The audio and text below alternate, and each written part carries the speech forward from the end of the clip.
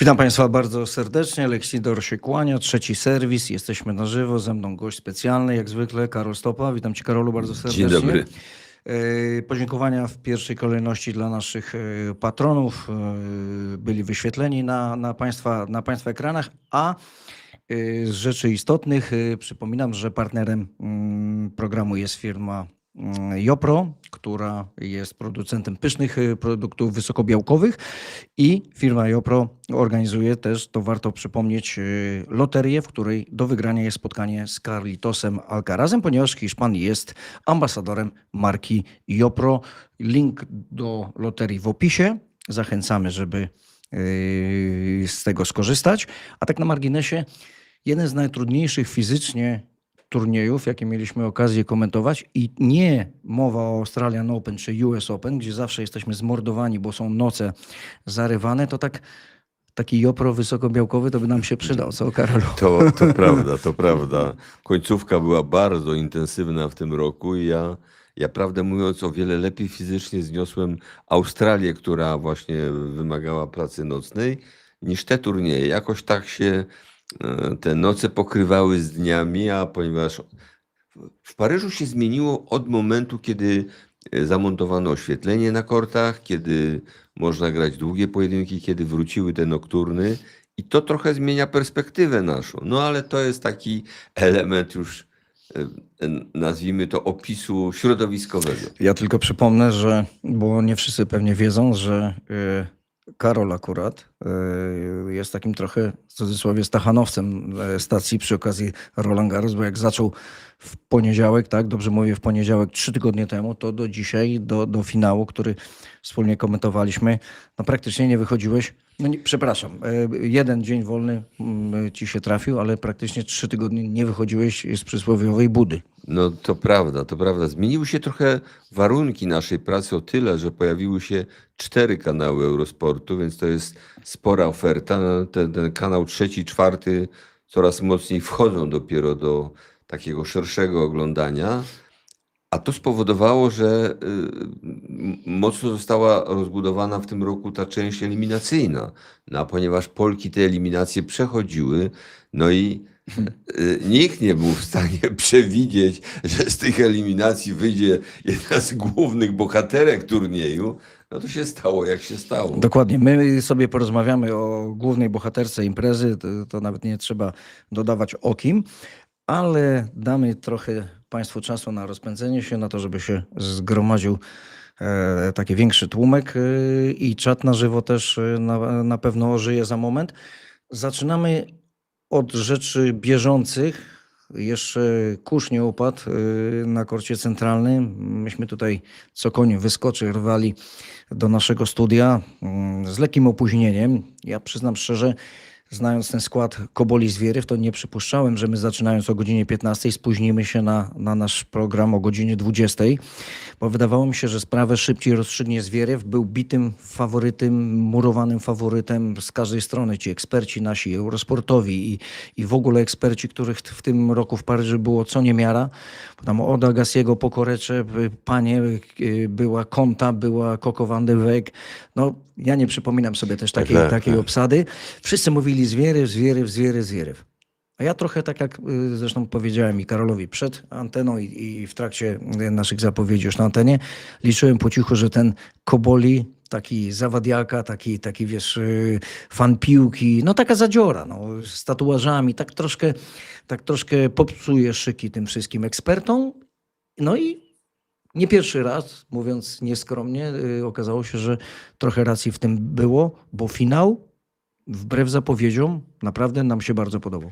Tak, finał był wyjątkowo ładnym widowiskiem. Siadając do komentowania spotkań, no mniej więcej przewidujemy, jaki może być ich zdarzeń. Poza tym my jesteśmy pokoleniem komentatorów, mówiąc mało elegancko, lekko skażonych komentowaniem w finałach tych postaci wielkich. To zwykle się zamieniało w to, że dostawaliśmy tony materiału, bo te wszystkie trzy główne postacie, i Federer, i Nadal, i potem Djokovic, niosły ze sobą, no jak nie setki, to czasami nawet i tysiące różnych informacji, więc przekopać się przez to wszystko, albo mieć do tego odpowiedni dystans, albo znaleźć coś, co jest naprawdę potrzebne, odrzucić rzeczy nieistotne, to nie było wcale takie proste. Tutaj nagle sytuacja się dość mocno uprościła, ale mnie na przykład się wydawało, że człowiek, którego mówiłem o tym parę razy w transmisji, 3 lata temu oglądałem w Szczecinie, siedziałem sobie tam ze znajomymi, oglądaliśmy z Witem Koprzywą, on grał, zresztą przegrał ten mecz, ale bardzo mi się ten Włoch podobał po tym, jak biega po korcie, jaką jest taką zadziorą kortową. To nie jest wysoki tenisista, to jest gracz jak na współczesne warunki, o marnych warunkach fizycznych, więc ciężko go w tym świecie dryblasów serwujących regularnie powyżej 220 km na godzinę, ciężko go było w myślach wpasować jako kogoś, kto tu może odegrać jakąś znaczącą rolę. Tymczasem on w przeciągu tych 2 sezonów, jakie nastąpiły po Szczecinie, dojrzał nieprawdopodobnie i tak z turnieju na turniej, z turnieju na turniej był coraz lepszy. Przecież on w tym roku zaczynał rozgrywki, mając na koncie zaledwie jedną wygraną z graczem pierwszej dziesiątki. To też mecz, gdzie Holger Rune mu się poddał na korcie. To nie było klasyczne zwycięstwo. I nagle on wchodzi w ten sezon i dorzuca wygrane ważne. Więc to się zrobił taki naprawdę ciekawy gracz. Jak zacząłem czytać o nim po tej stronie włoskiej, co tam się dzieje, czego oni się spodziewają i jaka to jest postać, to się trochę zdziwiłem, bo on po prostu jest tam nieprawdopodobnie optymistycznie przyjmowany. To jest ktoś taki bardzo pozytywny. Ciekawe było już to, że gra z kimś, z kim jest zaprzyjaźniony.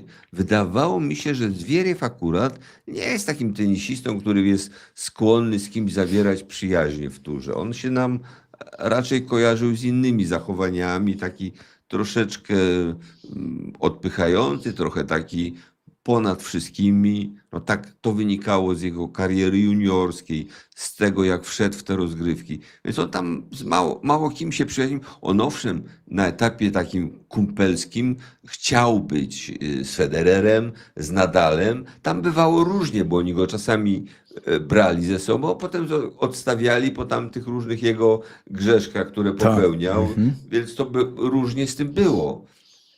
A tutaj nagle zaprzyjaźniony z Kobolim okazało się, że taką sztamę przybili podczas Pucharu Leivera w Berlinie. Jak wiemy, bo przecież komentujemy ten turniej, on jest na naszej antenie, to jest impreza, która sprzyja zacieśnianiu więzi takich przyjacielskich pomiędzy tenisistami, bo oni tam spędzają bardzo dużo czasu ze sobą, czekając na mecze. Potem w trakcie meczów się wzajemnie dopingują, wykonują jakieś różne działania, które powodują, że ludzie się do siebie zbliżają, mało poznają się też wzajemnie. I właśnie Koboli, jak się okazało, jest takim kumplem przed tym spotkaniem. To było dziwne. No ale niech Państwo nie myślą, że kumple nadal są kumplami w trakcie finału, zakupują topór wojenny dopiero po finale. Proszę Państwa, blisko, tak patrzę, blisko 800 osób na live'ie. To bardzo dobry wynik, ale jeżeli weźmiemy pod uwagę te ostatnie wyniki, to do rekordu sporo brakuje, ale mam nadzieję, że dojdziemy. Oczywiście subskrypcję prosimy, bo też chcemy do 8000 doskoczyć, co jest wynikiem już całkiem fajnym. Oczywiście łapki w górę też. Tak a propos tej przyjaźni. Pamiętam, przecież myśmy tyle lat oglądali te rywalizacje numer 1 światowego tenisa, Federer i Nadal. Oni zawsze poza kortem uśmiechnięci, przyjaźni, żartujący i tak dalej. Natomiast na korcie była walka na śmierć i życie, szczególnie na korcie takim neutralnym, cementowym, bo na ziemi wiadomo, to raczej Rafa Nadal dzielił i karty rozdawał. Trawa tu też raz czy drugi doszło do spięcia, raczej Federer. Natomiast no, fajnie się ogląda taki mecz, bo było widać, nawet jak były takie sporne piłki, gdzie Zwieriew czasami chodził do siatki, sprawdzał ślady. Koboli też parę razy nie do końca tym sędziom liniowym nie dowierzał, ale bardzo często właśnie, to też warto podkreślenia, między zawodnikami takie rzeczy są rozstrzygane. Zwieryw już robił krok w stronę siatki, Koboli pokazywał palec w górę, Zwieryw przyjmował to ze spokojem, czyli wiadomo, że żadnych animozji tam nie ma. A są pary, są takie spotkania, gdzie jak wiesz, że nawet podniesiony palec, zakreślony ślad nie wróżą niczego dobrego oprócz zbliżającej się awantury. I tak można pomyśleć, że no jak jest taka przyjaźń głęboka, to będzie rzutowało to na przebieg spotkania. I tu właśnie można się pomylić, można popełnić błąd, bo oni grają swój najlepszy tenis, jak z najgorszym wrogiem, to wszystko traktują i dlatego takie nam wychodzi widowisko. Ja ci powiem, trochę się bałem, bo mam w pamięci jeszcze, popraw mnie jak się mylę, 2009 rok, gdzie chyba doszło do meczu Nadala z Federerem, gdzie myśmy się, przygotowując do meczu, nasłuchali od ekspertów największej Tam na klasy. miejscu. Tak, Björn Borg i John McEnroe brylowali wtedy i mówili, jak nie dzisiaj, to kiedy Federer ogra Nadala, bo rzeczywiście jego droga do finału wyglądała super. I potem myśmy tak nie do końca też z reguły jesteśmy przekorni i mamy swoje zdanie i myśmy się z tym zdaniem wtedy nie zgadzali, bo okazało się, że to był najszybszy finał Roland Garros, godzina 48, 6-1, 6-3, 6-0. I z tego lania, jaki miał dostać Federer, wyszły grube nici. Nie miałeś takiej myśli po tym 6-1 błyskawicznym, że to może być powtórka? No zdecydowanie tak, bo tu wszystkie prognozy przedmeczowe, wszystkie typowania bukmacherskie, no właśnie po takim 6-1, no przecież miałem rację, Tak.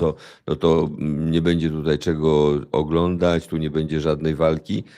Na szczęście się to tak nie ułożyło. Ten mecz się zamienił w widowisko zbudowane z paradoksów, bo w chwili, kiedy już ci się wydawało, że to przechyliło się na jedną stronę, ten drugi brał górę, ale co najważniejsze w tym spektaklu i myślę, co ludzi szczególnie cieszy, no to był po prostu piękny tenis. Ja nie pamiętam statystyk związanych z akcjami przy siatce tak bogato ozdobionych. To były po prostu cyferki zaskakujące totalnie. Dzisiaj niestety w tenisa gra się przede wszystkim z linii końcowej. Przede wszystkim gra się w oparciu o cierpliwy przerzut, ale przede wszystkim współczesny tenis to jest w 70-80% wszystko, co wynika z serwisu. Przecież całkiem poważni ludzie się zastanawiają nad tym, czy by czasami nie zrobić poprawki w przepisach i nie wprowadzić jednego podania, dlatego że gra oparta na takiej dominacji serwujących przestaje być ciekawa. Troszkę zaczyna to zabierać szansę tym niższym, gorzej serwującym. I to spotkanie nagle zaprzeczyło wszystkim tego typu rozważaniom, bo to było wszystko odwrotnie. Bardzo ciekawa gra, bardzo ciekawe akcje przy siatce, naprawdę dużo dobrych wymian. Nawet te wymiany, które oni grali, były takimi wymianami mądrymi. Ja miałem cały czas wrażenie, że grają dwaj ludzie, którzy myślą, albo są przynajmniej dobrze nastawieni przez swoje ekipy, bo im starszy, tym mniej jestem chętny do oglądania takiego tenisa oczywistego, takiego wychodzi człowiek o wzroście, nie wiem, 2,5 m, ładuje, nie wiem, 30-40 asów i grać za bardzo... Nie ma czego oglądać. Nie ma czego oglądać tak naprawdę. Ale wiesz, że te statystyki, bo pamiętam, myśmy zaglądali do tych statystyk, rzadko to robimy, ale akurat w przypadku tego meczu to było ważne.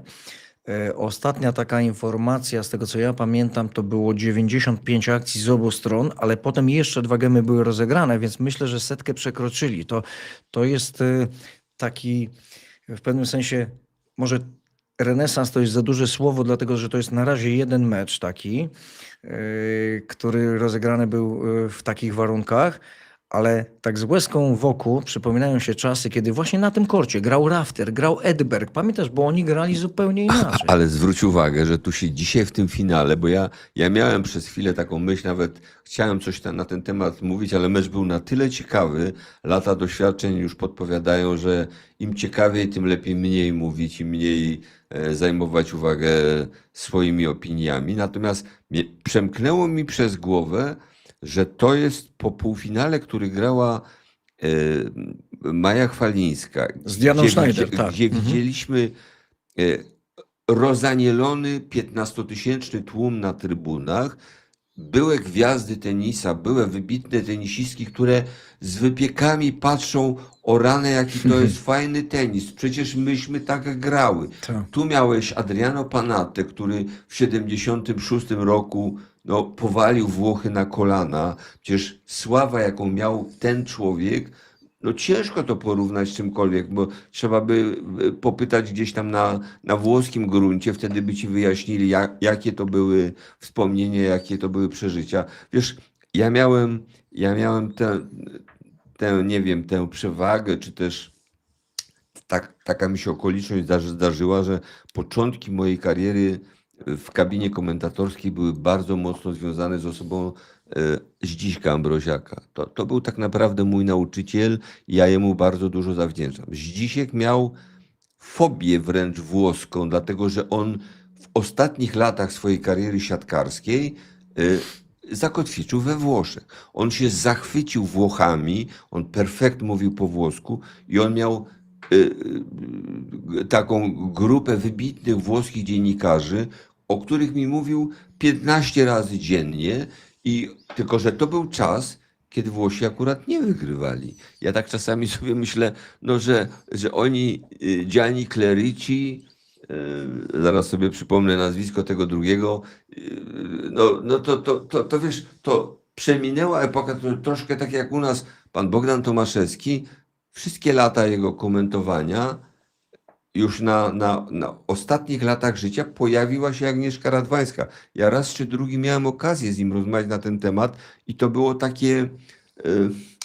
takie szczególne zjawisko, szczególna sytuacja, bo człowiek, który wyszedł z tej dyscypliny, sam bardzo dobrze grał, był legendą radia, w momencie, kiedy już mógł dotykać komentarza telewizyjnego, abstrahując już od tego, jak to wyglądało i tak dalej, miał swój wiek. No ale w tej chwili, w tym momencie nie było tych polskich wyników takich zwracających uwagę. Jak ktoś tam z naszego kraju przeszedł 2 rundy w szlemie, to jakie to było, Cud.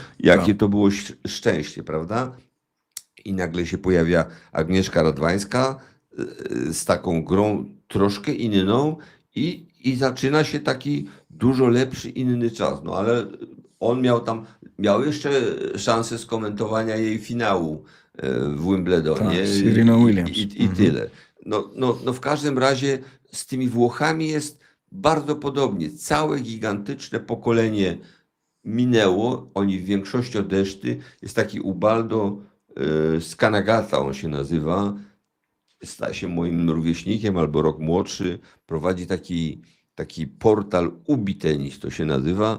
I tam po prostu wszystko, co chcesz, zostało opisane w tej dyscyplinie i oni tam przeżywają ekstazę, bo nagle wybuchł włoski tenis, nagle po takich średnich dosyć latach, raczej chudych niż tłustych, teraz czego się nie dotkną, to im się w złoto zamienia.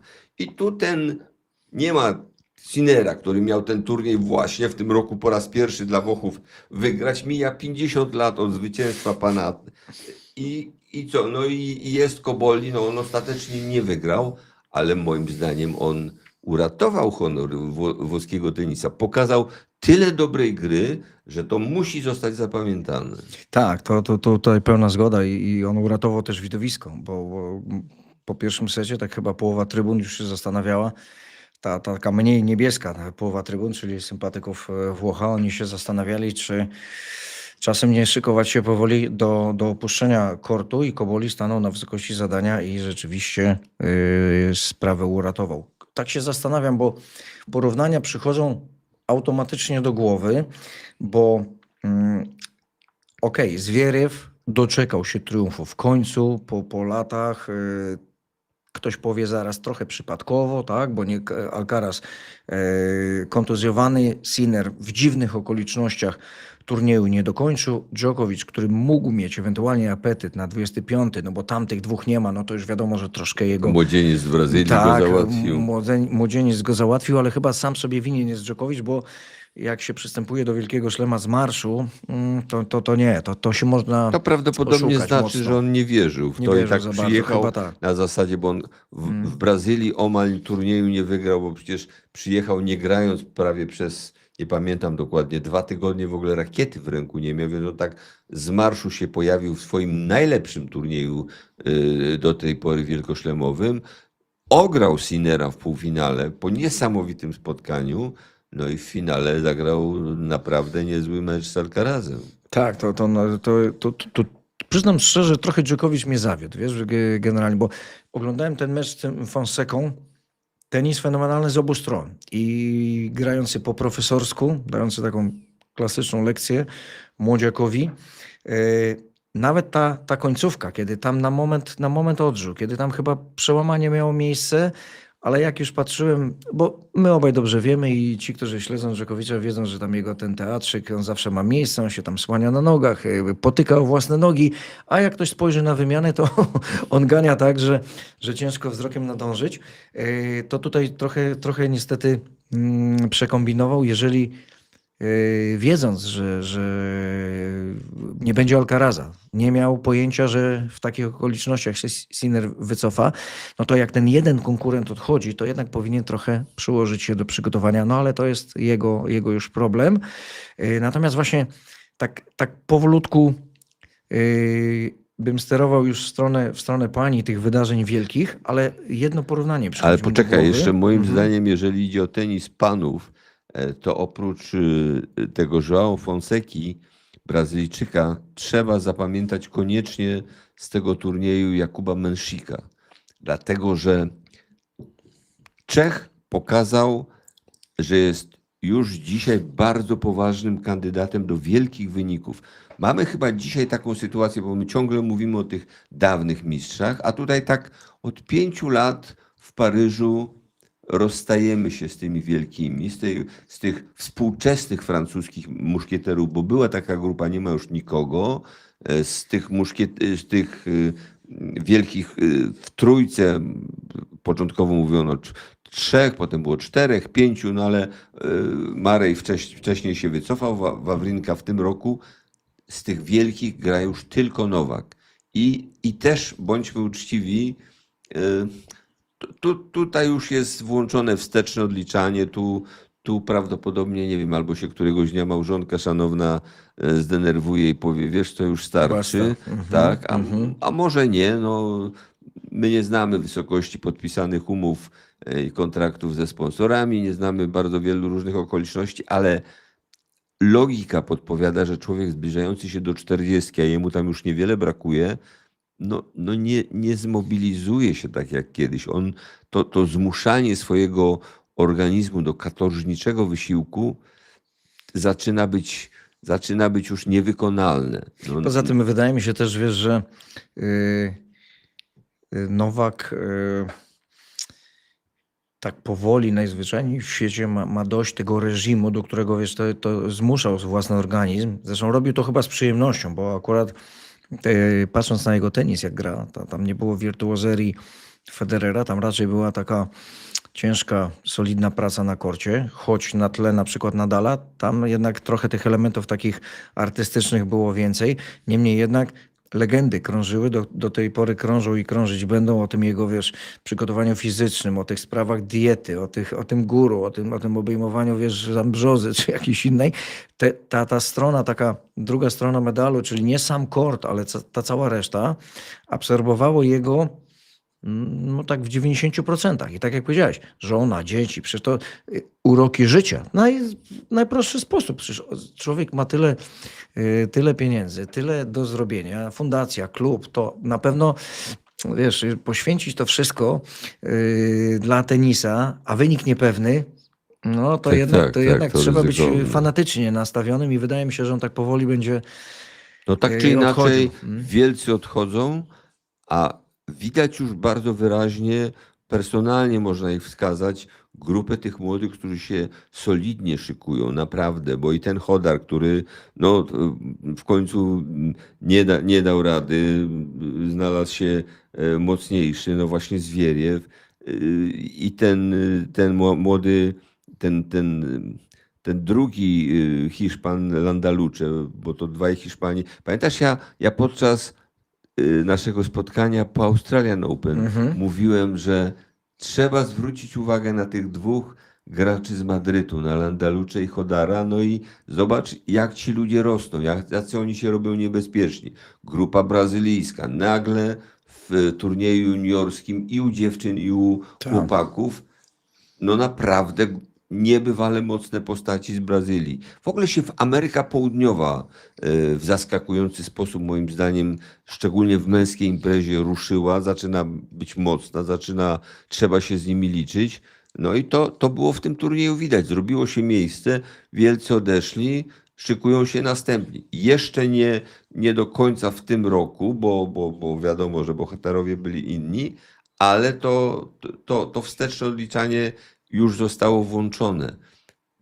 Oczywiście no, musimy mieć z tyłu głowy pytanie Sinner i Alcaraz. Jak wrócą, tak, w dobrych formach. Oni na pewno wrócą i na pewno jeszcze będą wygrywali, chociaż temat zdrowie i ile organizm człowieka jest w stanie grać, tak wytrzymać to bombardowanie tydzień po tygodniu, pozostaje aktualny.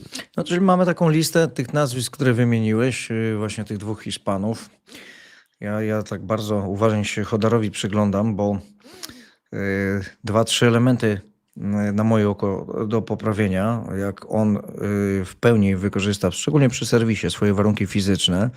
Może nie będzie to taka skala umiejętności serwisowych i efektów końcowych jak u Zwieriewa, bo ten, co wyprawiał w tym turnieju, to przechodzi ludzkie pojęcie. To myślę, że Chodar będzie takim zawodnikiem, który poradzi sobie wszędzie. I poradzi sobie na cemencie, i na trawie, i na ziemi. Ta jego sprawność, bo on jest takim zawodnikiem bardzo wysokim, tak troszkę mi przypomina triatlonistę, wiesz? Może nie triatloniści trochę mocniej zbudowani, ale takiego wytrzymałościowca, bo my wiemy, że jego ścieżka taka rozwojowa to nie są akademie hiszpańskie, to nie jest tam, wiesz... No to bardzo oryginalna to jest zupełnie co innego, tak, że tam amerykańska szkoła i przygotowania fizycznego i w ogóle cała ta jego otoczka, ojciec, trener koszykówki, niby nie mający pojęcia o tenisie, siedzi sam w boksie.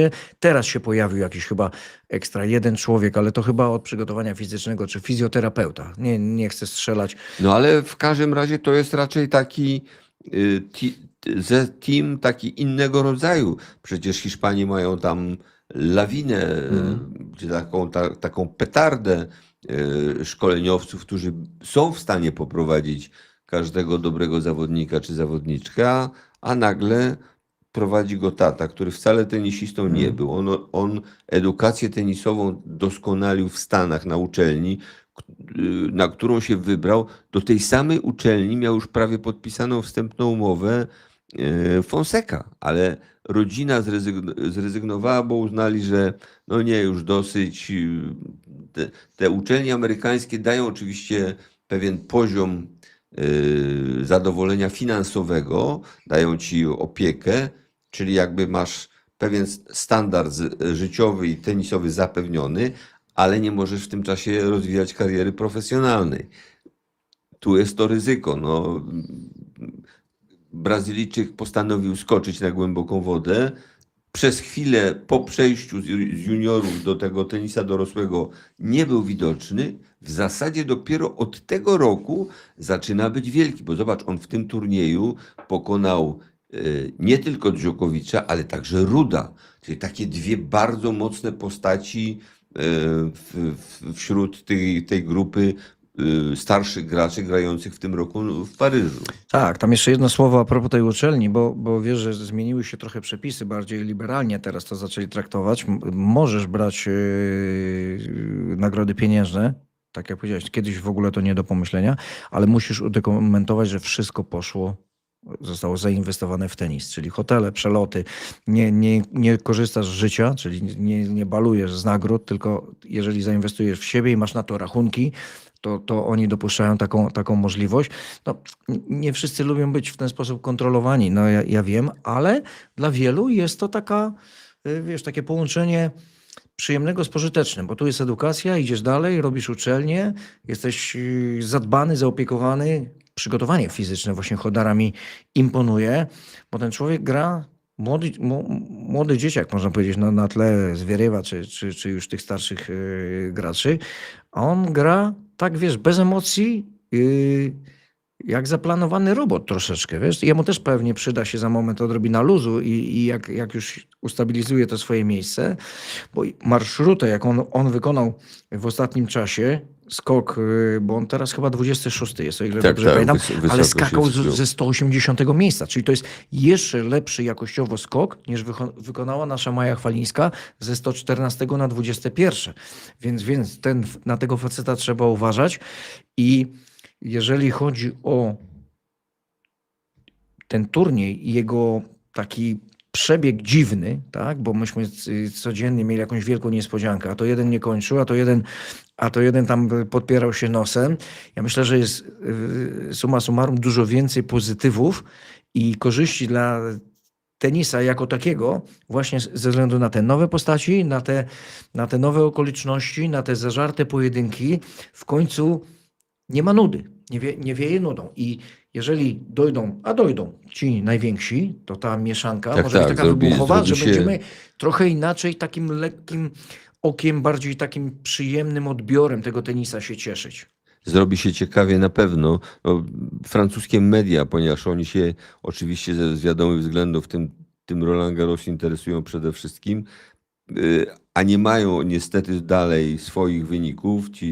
Nawet ci tacy tenisiści, na których liczyli, w większości zawiedli, to obserwacja była taka i pytanie było takie, czy to jest turniej najlepszy, czy też to jest turniej taki najbardziej wyczerpujący, dlatego że tegorocznym Roland Garros, trochę w odróżnieniu od innych szlemów wcześniejszych, nie mieliśmy, zwykle tak było, że na etapie pierwszej i drugiej rundy grano po prostu w trupa, krew się lała, 5-godzinne i więcej czasami pojedynki, 5-setówek, jedna za drugą. I to towarzystwo potem dochodziło do tych rund decydujących, grali ci wszyscy wielcy i kosili jak szło i potem już było mało interesująco, dopiero na samym końcu się robiło ciekawie. W tym roku w Paryżu ta pierwsza runda przeszła jakoś tak dziwnie gładko, dużych niespodzianek nie było, długich spotkań też nie za wiele. Szaleństwo zaczęło się w środku, na poziomie trzeciej rundy, częściowo czwartej, 5-godzinne mecze, więc to już nie są żarty. Rekord turnieju to oscyluje tam na poziomie 6,5 godziny, tylko jaki to był tenis Santoros-Clément dawno temu, czyli takie raczej przepychanie piłki, cierpliwe bieganie, kompletnie inna gra. Nie do porównania, tak. Inne porównania. A faktycznie. tutaj po tej rzeźni, jaką sobie występujący zafundowali w środku, był przez 2-3 rundy spokój i dopiero dzisiaj w finale znowu mieliśmy mecz bardzo długi, dramatyczny. Ta 5-setówka poprzednia była w poniedziałek. Dzisiaj mamy niedzielę. Więc ten środek tygodnia był taki sobie. Tak, to powiem ci szczerze, że rzeczywiście taka w pewnym momencie ta 1/8 była taką, jak powiedziałeś, rzeźnią. Do tej pory to na antenie Eurosportu rzeź odpowiadała wyścigom kolarskim, bo tam jak się robiła rzeź pod górę jak szli, a my też możemy mówić o prawdziwej takiej rzezi, bo wielu, myślę, graczy padło ofiarą właśnie takiej w cudzysłowie rzezi i myślę, że jednym z takich zawodników był Francis Tiafoe, który ograł naszego Hurkacza też w 5. Pomimo tego, że Hubert miał seta, było chyba 40-15 na 5-4 na przełamanie, a Hubert popełnił tam jakąś rekordową liczbę asów. Nikt się nawet 43. Nikt się nawet nie zbliżył do takiej. Dość powiedzieć, że myśmy o tym mówili w trakcie finału, że ta suma z tych 2 spotkań Wystarczyła Hurkacza na liderowanie wystarczała, przed finałem. tak, Nie dokładnie pamiętam tak. ile było asów, bo tak Nie, wiesz, niewiele mam, było asów. ja nie mam Przebity zwyczaju zestaw. już takiego wyślepiania w te statystyki, bo ja mam do tego trochę inne podejście. Wolę statystyki analizować po meczu, one mnie bardziej interesują w perspektywie takiego wyciągania szerszych wniosków, bo to uważam, że to ciągłe bombardowania ma 34%, po pierwszym a tam 27%, a w zeszłym tygodniu to są takie zabawy dla... W ogóle jest pewna reguła, o której warto by czasami pamiętać. Niestety większość komentujących o tym zapomina.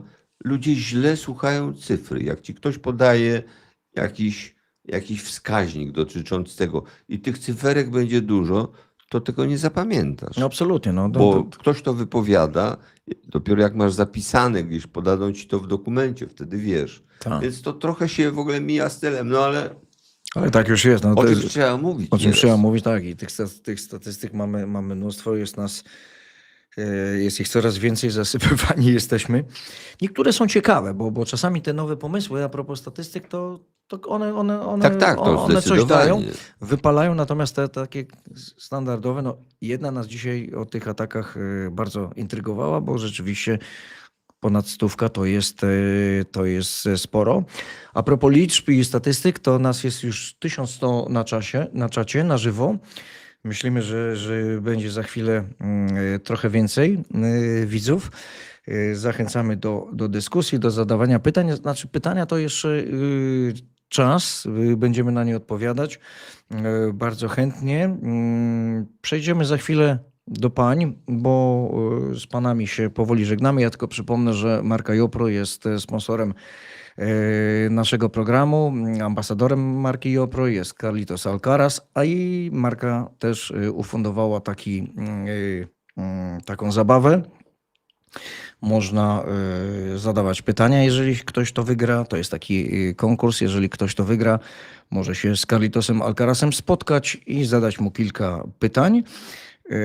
Tak się trochę pół żartem, pół serio zastanawialiśmy ostatnio właśnie, jakie byłoby pytanie do Carlitosa Alcaraza, gdybyś taką imprezę wygrał. Pierwsze, jakie przychodzi do głowy, to kiedy wróci na kort, bo wiadomo, że nie będzie go do Wimbledonu włącznie. Były już takie zdjęcia, gdzie jest na korcie, taką ładną ortezę miał na nadgarstku, ale nie grał prawą ręką. Widziałem taki filmik. Grał... Ale w Wimbledonie on też nie zagra. Nie, powiedziałem, do Wimbledonu włącznie go nie będzie. Aha, okej. Więc te filmy takie, gdzie on gra lewą ręką, już widziałem. Bardzo uważa, właśnie w tej ortezie, bardzo uważa na to, żeby sobie krzywdy nie zrobić. No, pewnie dowiemy się niedługo, kiedy wróci, no bo na pewno nie będzie chciał wrócić nie w pełni zdrowym i nie w pełni przygotowanym fizycznie, bo wiadomo, że po takiej dziurze w sezonie nie możesz wrócić, jak nie jesteś pewien swoich umiejętności, bo to może grozić jeszcze gorszą kontuzją i jeszcze dłuższą przerwą. No to teraz głębszy taki oddech bierzemy a jeszcze zakończę taką pewną analogią, bo przychodzi mi do głowy właśnie Koboli, który turnieju nie wygrał i z drugiej strony mam Maję Chwalińską, która też nie wygrała. Ale wydaje mi się, że nawet korzyści z tego, że byli oboje w finale, przewyższają ewentualny sukces, bo Koboli, jak się okazało, szanse miał mizerne w finale. Ten 5. set pokazał, że jednak przegrał z własnym zdrowiem i to drugie miejsce to jest jego maksimum możliwości na chwilę obecną i podobnie po stronie Mai Chwalińskiej, bo po półfinale z Dianą Schneider, gdzie apetyty nasze były bardzo, bardzo wysokie, to jednak finał pokazał, że ten 10. mecz dla Chwalińskiej, no to już było o ten jeden schodek, jeden most, jak mówi klasyczny film, za daleko. Wiesz, z Mają jest taka zabawna historia, że tak na dobrą sprawę ona zagrała do finału 10 pojedynków i w zasadzie od 4. spotkania, bo tak w miarę powiedzmy nadzieje takie realne, rzetelne można było mieć w eliminacjach w 1., 2., 3. rundzie, to do tej pory było jej środowisko, to od pierwszej rundy, szczególnie jak wylosowała złotą medalistkę olimpijską, która potrafiła wygrać z Igą Świątek w Paryżu, no to liczenie na to, że ona będzie miała szansę, że to będzie dobrze wyglądało, były raczej mizerne. Tymczasem ona raz za razem robiła coś totalnie zaskakującego, a przy tym grała w sposób, który zjednywał jej najzwyczajniej w świecie sympatię patrzących. To było mniej więcej coś bardzo podobnego, co dzisiaj zrobił na korcie Koboli. No, wiesz, ja myślę, że ludzie, którzy siadają do oglądania spotkań tenisowych, oczywiście są takie osoby, które w ogóle z tym sportem nie mają nic do czynienia, nie wiem, no może nawet nieraz kortu nie widziały i tak patrzą na zasadzie, przebijają paletkę, jak to ładnie się mówi, tam biegają po tym korcie, trochę sobie posapują, ale większość patrzących to jednak są ludzie, którzy jakiś tam jednak kontakt z tą dyscypliną mieli, albo sami byli na kortach, albo przynajmniej te mecze dłużej obserwują, mają do tego jakiś swój stosunek i swoje zdanie mają. I to wszystko, co się działo z Mają, było dokładnie odwrotnością tego, co tak zdroworozsądkowo się należało spodziewać. Tak, to ciekawe rzeczy się działy. Całkiem niedawno tam na tym twoim fotelu siedział Piotr Szczypka, obok niego Linda Klimowicowa i akurat Piotr Szczypka, który on też zrobił furorę w Paryżu, no bo był w pierwszym rzędzie zawsze na tych meczach telewizyjnych, bo te korty gdzieś tam, kiedy Maja grała z boku, to aż tak eksponowany ten cały team nie mógł być siłą rzeczy. Natomiast jak już ona weszła na te wielkie obiekty, no to tak w tym pierwszym rzędzie cały team siedział i wyobraź sobie, że ja zawsze po meczu albo dzwoniłem do niego, rozmawialiśmy, albo wysyłałem do niego jakieś SMS-y, bo byłem bardzo ciekaw właśnie jak to wygląda, czy się tam nic z Mają nie dzieje. I on powiedział jedną ważną rzecz. Po przejściu eliminacji Maja, która doświadczona przez życie, o tym też jeszcze powiemy, z problemami, kiedy wydawało się, że już będzie poza tenisem, bo już miała wszystkiego dość, kontuzje, depresja, no, otoczona była dobrymi ludźmi, rodzice, trenerzy, właśnie Piotr Szczypka, cała ta ekipa, w ogóle BKT Advantage Bielsko-Biała, bo to jest jej teraz macierzysty klub. Wszyscy o nią dbali, na pewno jej pomogli mocno, ale ona też chyba bardzo mocno wierzyła w tenis. I wyobraź sobie, że on mi powiedział, że ona po przejściu eliminacji powiedziała w takiej prywatnej rozmowie z nim, nie boję się tego zacytować, powiedziała: ja już nie jestem tutaj taką dziewczynką do bicia. Ja przyjechałam tu wygrywać. Ja idę po swoje, bo no ile można zbierać baty, ile można zbierać cięgi i przechodzić eliminację, przegrywać w pierwszej rundzie. Tak pomyślałem sobie, no może trochę na wyrost, bo jednak w tym towarzystwie doborowym to Maja bywa rzadko. Wygrywa 125, już ma chyba 3 na swoim koncie.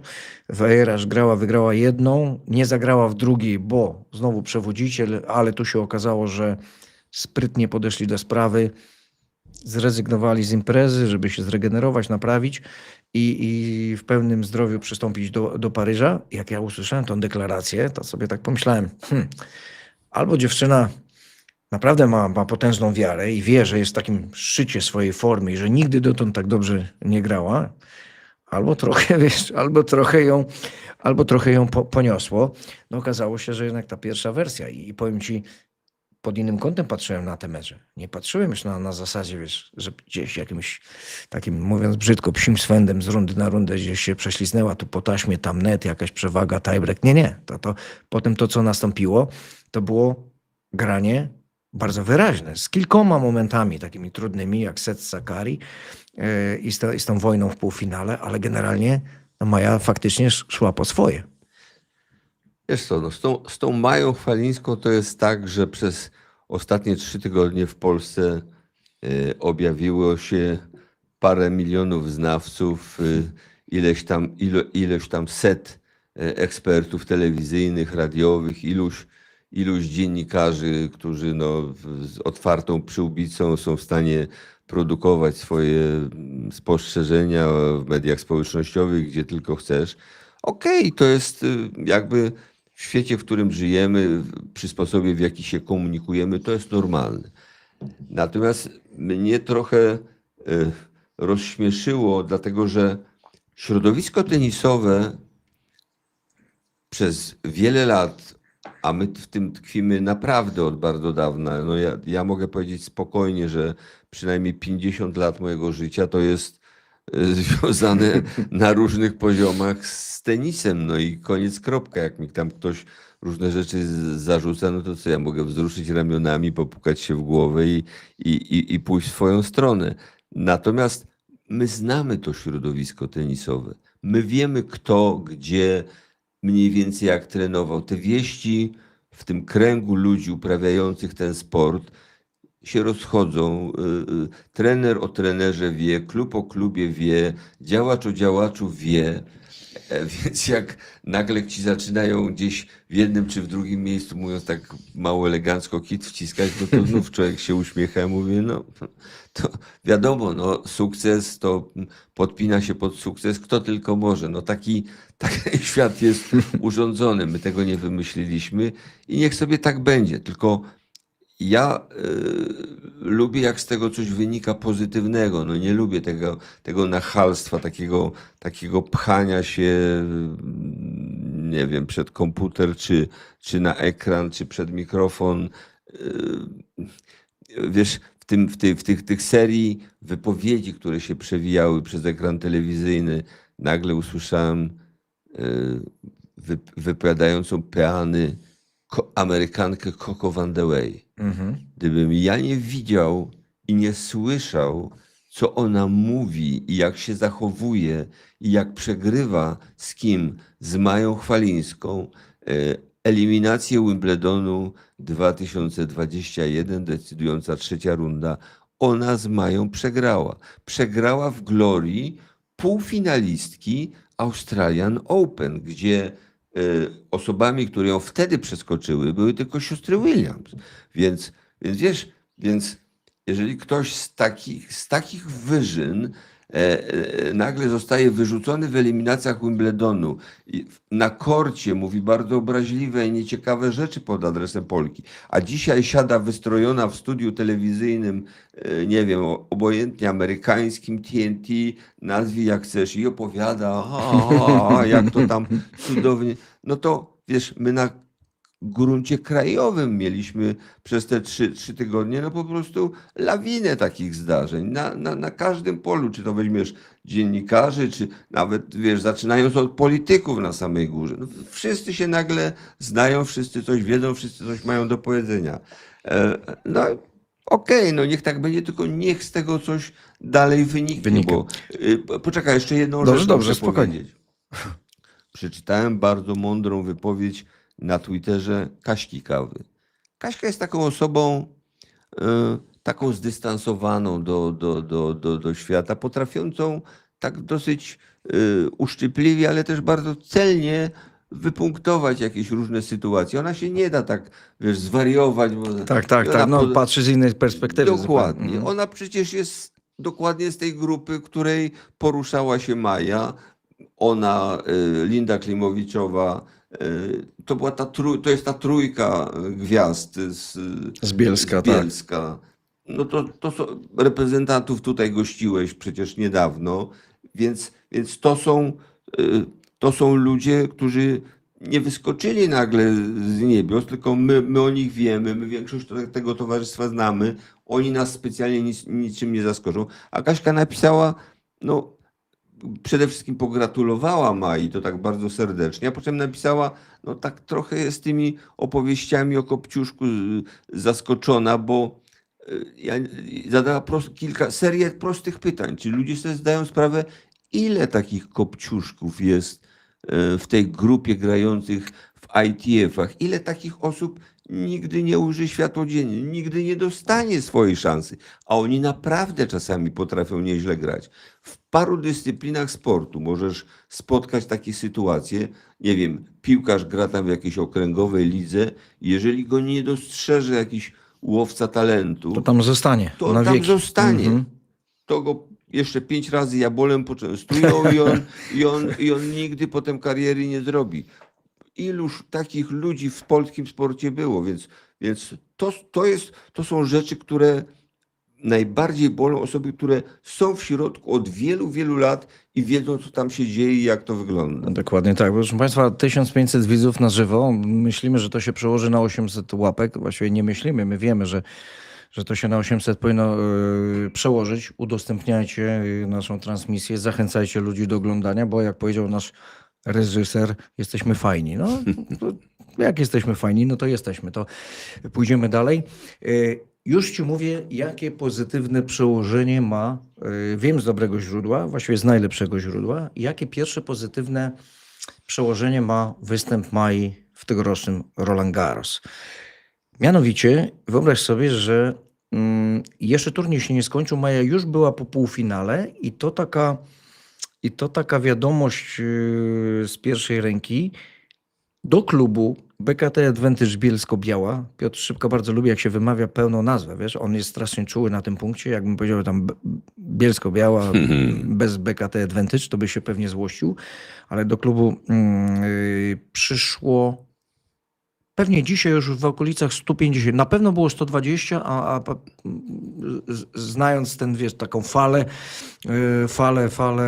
gdzie na wznoszącej jest Maja Chwalińska, to może nawet 150.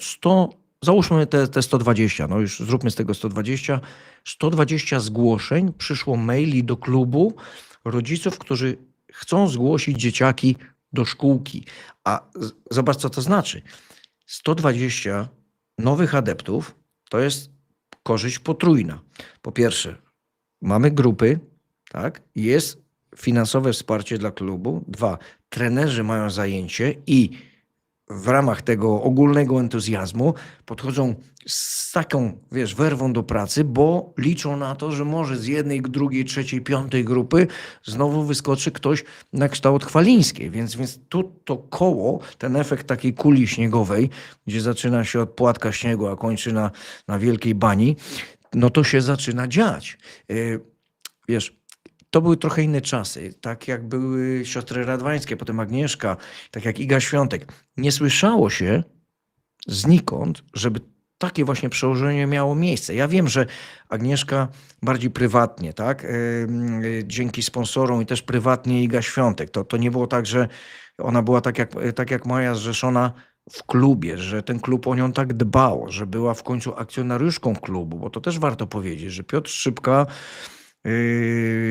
tak musiał kombinować, tak musiał lawirować, żeby te dziewczyny przyciągnąć, żeby one tam zostały i pewnie zostaną na długie lata, dlatego że on wymyślił sposób, jak właśnie zainteresować te zawodniczki klubem, jego rozwojem, że one zostały akcjonariuszkami klubu, mają udziały, zainwestowały w to pieniądze i jeżeli taka Maja, Kasia Kawa, Linda Klimowiczowa będą robiły wyniki, a robią, no to klub będzie się rozwijał, normalnie grają akcjami, mówiąc najprościej i językiem zrozumiałym, więc tam jest pomysł. I teraz nie dziwię się, że wykluwają się takie zawodniczki jak Maja, Linda Klimowiczowa, mam nadzieję, bo fajna dziewczyna, obaj lubimy jej tenis. Kasia Kawa, no wiemy, że ona już ma swoje lata, lubimy patrzeć na jej tenis, strzeli od czasu do czasu w jakiejś imprezie mniejszej rangi, wygra 125, świetnie gra na ziemi.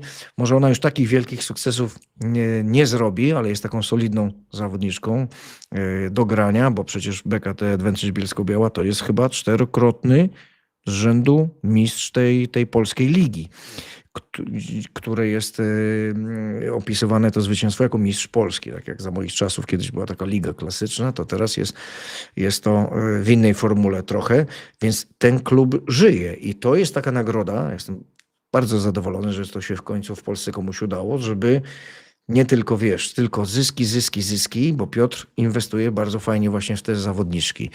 I może to nie do końca jest taki 1-do-1 sukces tamtych działań, że Maja strzeliła do finału Roland Garros, no bo to jest głównie sukces zawodniczki, ale też zbudowanie sztabu, myśl techniczna czeska, Machowski, sparring partner, te bliskie kontakty Bielska z Czechami. Maja sama mówiła nieraz, że ona lubi ich sposób grania, ich sposób trenowania, więc to wszystko razem się zazębiło i mam nadzieję, że oprócz tego, co powiedziałem, że te dzieciaki pojawiają się gremialnie do szkolenia, do szkółki, że może ktoś pójdzie po rozum do głowy zadzwoni do Piotra Szczypki, powie: Piotr, słuchaj, może byś tak pomógł mi, sprzedał mi pomysł na taki klub, wiesz. Ja tak rzucam w przestrzeń, ale to jest fajne, bo my nie lubimy kopiować. Nie? Polacy są takim narodem, że wiesz, jak patrzą na sąsiada zza płotu, to najchętniej mu zazdroszczą i chcieliby, żeby mu dach spadł na głowę. Natomiast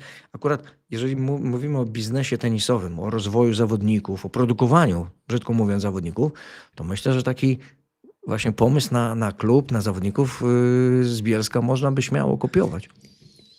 Wiesz, u nas chyba jest w Polsce teraz taka sytuacja, że na tyle się zmieniły czasy i na tyle się zmieniła dostępność ludzi do pewnych zdarzeń. Jeżeli podczas paryskiego finału nagle na trybunach jest multum polskich kibiców, którzy po prostu kupili bilet, wsiedli w samolot i polecieli na ten finał do Paryża. Słuchaj, z perspektywy takiego człowieka jak ja, to jest fenomen. Przez 8 lat słyszałem, że ten kraj upada, że jest dramatycznie, że jest, nie wiem, niedobrze, tak, śmak, że w ogóle... A my możemy spokojnie podróżować po świecie, jeżeli ktoś ma parę groszy i jest skłonny zainwestować, to nie jest dzisiaj żaden problem. To samo jest z dostępem do sportu w ogóle. To wspaniale, że jest taka grupa dzieciaków zainteresowanych szkoleniem, że się zainspirowali przykładem kogoś takiego jak Maja Chwalińska. Było trochę takiego zainteresowania, tylko troszkę to miało taki charakter, no, fali, która, nie wiem, nie była zbyt wysoka, szybko zapał gasł, zarówno po Agnieszce, jak i po pierwszych sukcesach Igi. Może już w przypadku Igi było lepiej, bo to było jednak te parę lat później. No tak czy inaczej, tu od strony, nazwijmy to wprost, ekonomicznej, bardzo dużo się zmieniło i można taki ruch zdecydowanie wykonać. Natomiast dalej niesłychanie wiele rzeczy wymaga poprawy. W Polsce ciągle korty tenisowe są za drogie. Ciągle to jest sport, gdzie postawienie w pewnym momencie na komercję w klubach, w organizacjach rywalizacją się zajmujących, to niestety trochę ogranicza nam dostęp, a my nie mamy takich środków, przynajmniej na razie. To też się zresztą zmienia z perspektywy związku, patrząc federacji. Nie mamy na razie takich środków jak Francuzi, jak Anglicy, jak Amerykanie, którzy rok w rok są w stanie dofinansować tenis no jakimiś nieprawdopodobnie wysokimi kwotami i szczerze mówiąc, nie, w większości przypadków nie za wiele z tego wynika. Więc oczywiście te pieniądze są potrzebne, tu trzeba stworzyć tę bazę. Wyniki nakręcają te prawdziwe zainteresowanie i to jest coś, co popycha. Ja bym tylko chciał, żeby troszeczkę się może zmieniło u nas podejście do tych czołowych postaci, bo to, co jest do tej pory, wygląda średnio. Myśmy tutaj podczas mojego poprzedniego spotkania mówili sporo i tak, no, jakby nazywając sprawy tak, jak one się mają w odniesieniu do Igi Świątek. W przypadku Mai to jest trzecia osoba na przestrzeni powiedzmy 2 dekad, 3 dekad, która wywołuje takie gigantyczne zainteresowanie. Tenis jest przedziwną dyscypliną sportu, bo on z jednej strony jest trampoliną, wyrzuca cię w górę, ale jak polecisz wysoko i zaczniesz spadać, to ci nie pomoże i cię nie złapie. Tak. Spadniesz na dół, się rozbijesz. Fantastyczny tekst na ten temat napisał w Sportowych Faktach Paweł Wilkowicz. To jest tekst zatytułowany Kochajmy tenis, nie tylko sukcesy. To trzeba zbudować troszkę inaczej podwaliny zainteresowania. To dotyczy w zasadzie wszystkiego, a my pompujemy cały czas. Kiedyś była Aga, potem była Iga, teraz jest Maja. Okej, bardzo fajnie, ale wszystkie te manewry pomiędzy są bez sensem, bo to są jakieś próby zestawień, rywalizacji, które kompletnie niczemu nie służą. To nie tak powinno wyglądać. One powinny oczywiście być, one powinny być tymi motorami napędowymi, ale gdybyśmy generalnie jako kraj, jako obywatele tego kraju więcej wiedzieli, jak wyglądają mechanizmy rządzące tym sportem, to nie byłoby takiego owczego pędu, bo byśmy wiedzieli, że jest sukces, fantastycznie, ale będzie też Zjazd, tak. będzie zjazd, będzie lot w dół. Wyniki turniejach kobiecych pokazują jasno. Osób podobnych do Mai Chwalińskiej jest kilka. Ja nie mówię, że tłum, bo generalnie ten styl gry, który ona demonstruje, jest troszeczkę w zaniku. To jest taki trochę tenis passé. To troszkę są dawne lata. Ludzie, którzy się kiedyś tym tenisem zajmowali, są zachwyceni, oglądają coś fajnego, ale na to się generalnie przyjemnie patrzy. I musimy się zgodzić z tym, że ten tenis topowy będzie się rozwijał, że te dziewczyny z armatami w ręku będą wygrywały, natomiast co jakiś czas zdarzy się osoba, która te zbyt krnąbrne już wielkie gwiazdy zepchnie w dół. Sprowadzi trochę na ziemię, tak. Zrobi niespodziankę. Rok temu na Queen's Clubie w turnieju na kortach trawiastych po raz pierwszy Anglicy wpuścili tam kobiety i turniej wygrała po finale z Amandą Anisimową, która zaraz potem była w finale Wimbledonu, Tatiana Maria. Tenisowa 35 starsza lat pani chyba, tak? z dwójką dzieci, Polka ożeniona z Francuzem, mieszkająca w Niemczech, córka kiedyś piłkarza polskiego ręcznego, więc jak patrzę, nie wiem, jak gra Laura Siegemund, jak gra właśnie Maria, no może musiałbym się wysilić i poszukać, ale jest trochę takich nazwisk, takich inaczej odbijających piłki. Jak w deblu zobaczy Suwej Siech, to się zastanawia, jakim cudem ona gra w tenisa. A ja, jak pierwszy raz zobaczyłem przed wieloma laty na Roland Garros w finale debla Suwej Siech grającą z chińską partnerką, mówię, Boże najsłodszy, od czasu Hindusów, Bupatiego i Paiza, jak wygrywali Wimbledon, nie osoby lepiej grającej przy siatce. Więc ta inność jest potrzebna i to fantastycznie, że ta Maja się nagle znalazła i że ona ten stadion zapaliła, że dała nam tyle atrakcji. Ale tak jak Paweł napisał, kochajmy tenis. Natomiast zostawmy gwiazdy w spokoju, one sobie poradzą. Każda będzie z nich miała jakieś swoje problemy. Dzisiaj jak spojrzysz, Goff ma problemy, Pegula ma problemy, Sabalenka, mimo że liderka, ma problemy. To nie jest tak, że wiesz, ten sport daje za dużą trampolinę do góry. Daje szansę zarobienia w młodym wieku tak ogromnych pieniędzy, że to zaczyna być lekko niebezpieczne. No właśnie, tak. Tak, jak byliśmy przy tych sprawach związanych z Chwalińską, to tak pogadajmy teraz na ten temat, co tak naprawdę i na czym polega fenomen Chwalińskiej, tak bardziej pod kątem technicznym. Dlaczego ona była taką wielką niespodzianką dla większości stawki, że dopiero Diana Schneider w półfinale tak naprawdę no, trochę krwi napsuła, a pozostałe zawodniczki od Chinki przez Mertens, Sakkari, tam była ta Diampari, tam była w końcu Rosjanka, musisz mi przypomnieć, Kalińska. Kalińska. Potem właśnie Schneider i na końcu już Andriejewa. Większość z tych zawodniczek to tak naprawdę wyglądała jakby, wiesz, wczoraj się nauczyła grać i nie wiedziała, co się dzieje, bo z drugiej strony siatki stała 164 cm. Mała dziewczynka, jak na warunki światowe, jak na te standardy, bo tam te 175 i w górę to taka jest średnia. No, Sabalenka 182, 184, przecież Rybaki no więc śmiało ta średnia taka w okolicach właśnie świątek 176 i może nawet 178. I wydawało się, że te mocno grające, fizycznie przygotowane tip-top, nie będą miały żadnego problemu, że one po prostu wejdą, wrzucą jakieś tempo, wrzucą potężną powtarzalność na najwyższych obrotach i Maja nie będzie sobie w stanie z tym dawała rady. A potem życie okazało się dla tych pozostawionych w pokonanym polu no wręcz brutalne.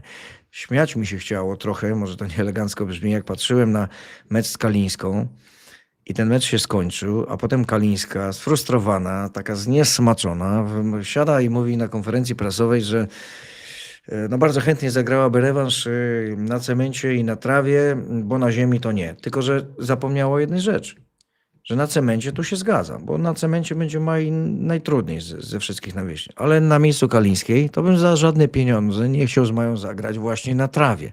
Bo pamiętasz ten Wimbledon bezpunktowy, kiedy ona przeszła przez eliminację, wygrała rundę i przegrała w drugiej rundzie, gdzie to nie była ta Chwalińska, co dzisiaj. Ona już tam wiązała dziewczynom nogi na supeł.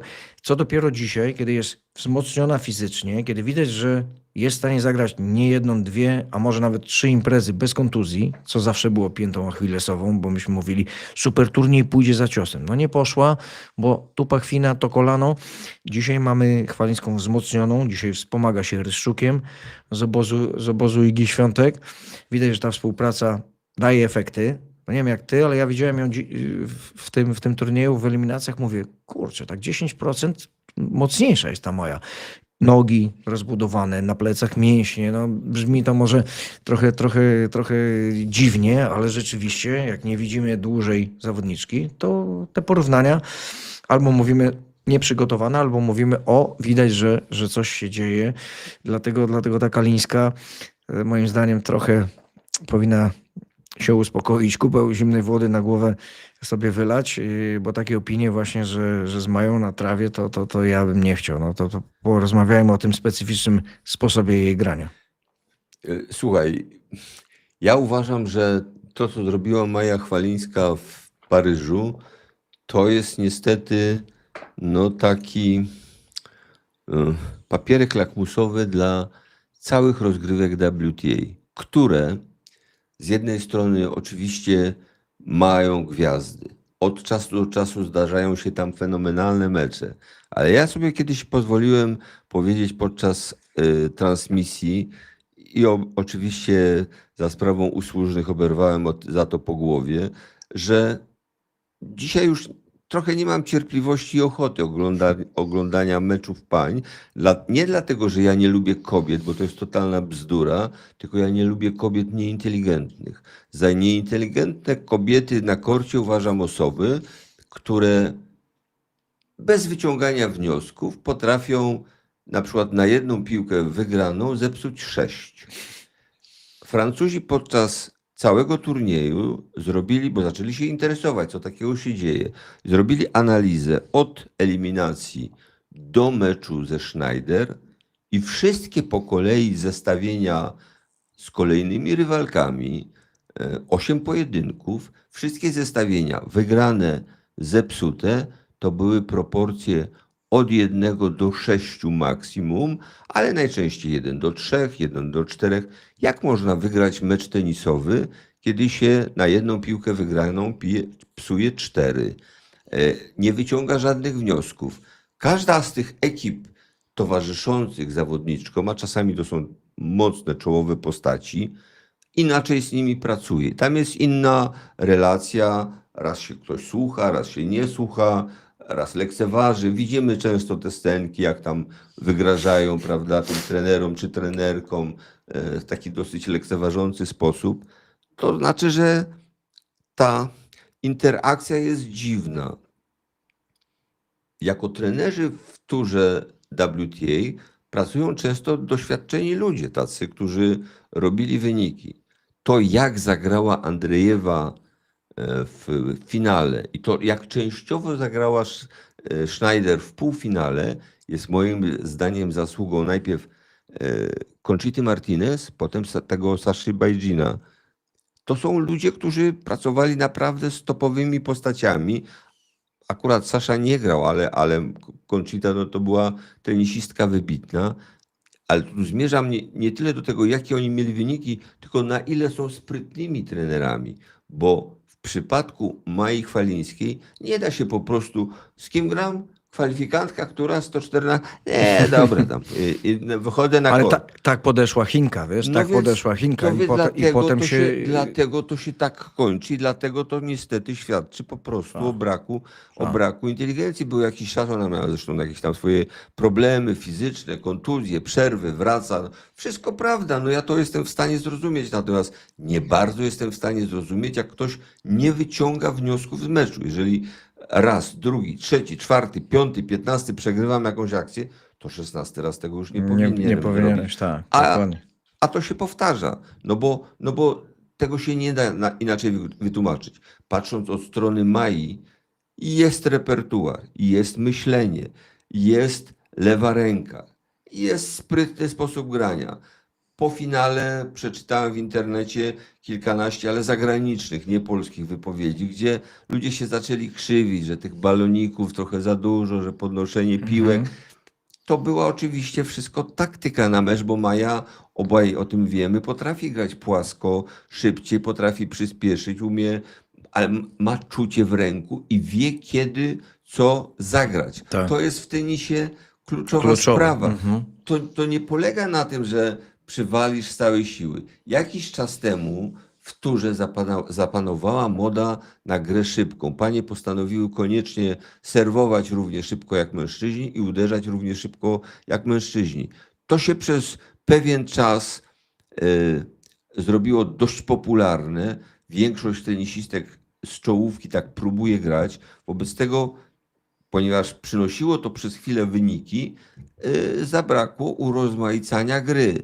Był taki moment, że na przykład z entuzjazmem wręcz komentatorzy opowiadali, jak Sabalenka wzbogaciła repertuar, bo nagle gra dropshoty, bo nagle zrobiła to czy tamto. Tylko że Sabalenka należy do osób, które jak przyjdą emocje, to niestety wraca do starego schematu i pokazuje samą siebie w takim układzie, jaki my dobrze znamy. I innymi słowy, przegrywa sama ze sobą. Jeżeli ona rok temu w finale w Paryżu popełniła 70 niewymuszonych błędów na korcie, no to żeby się waliło, paliło, takiego meczu nie można wygrać. Koniec, kropka.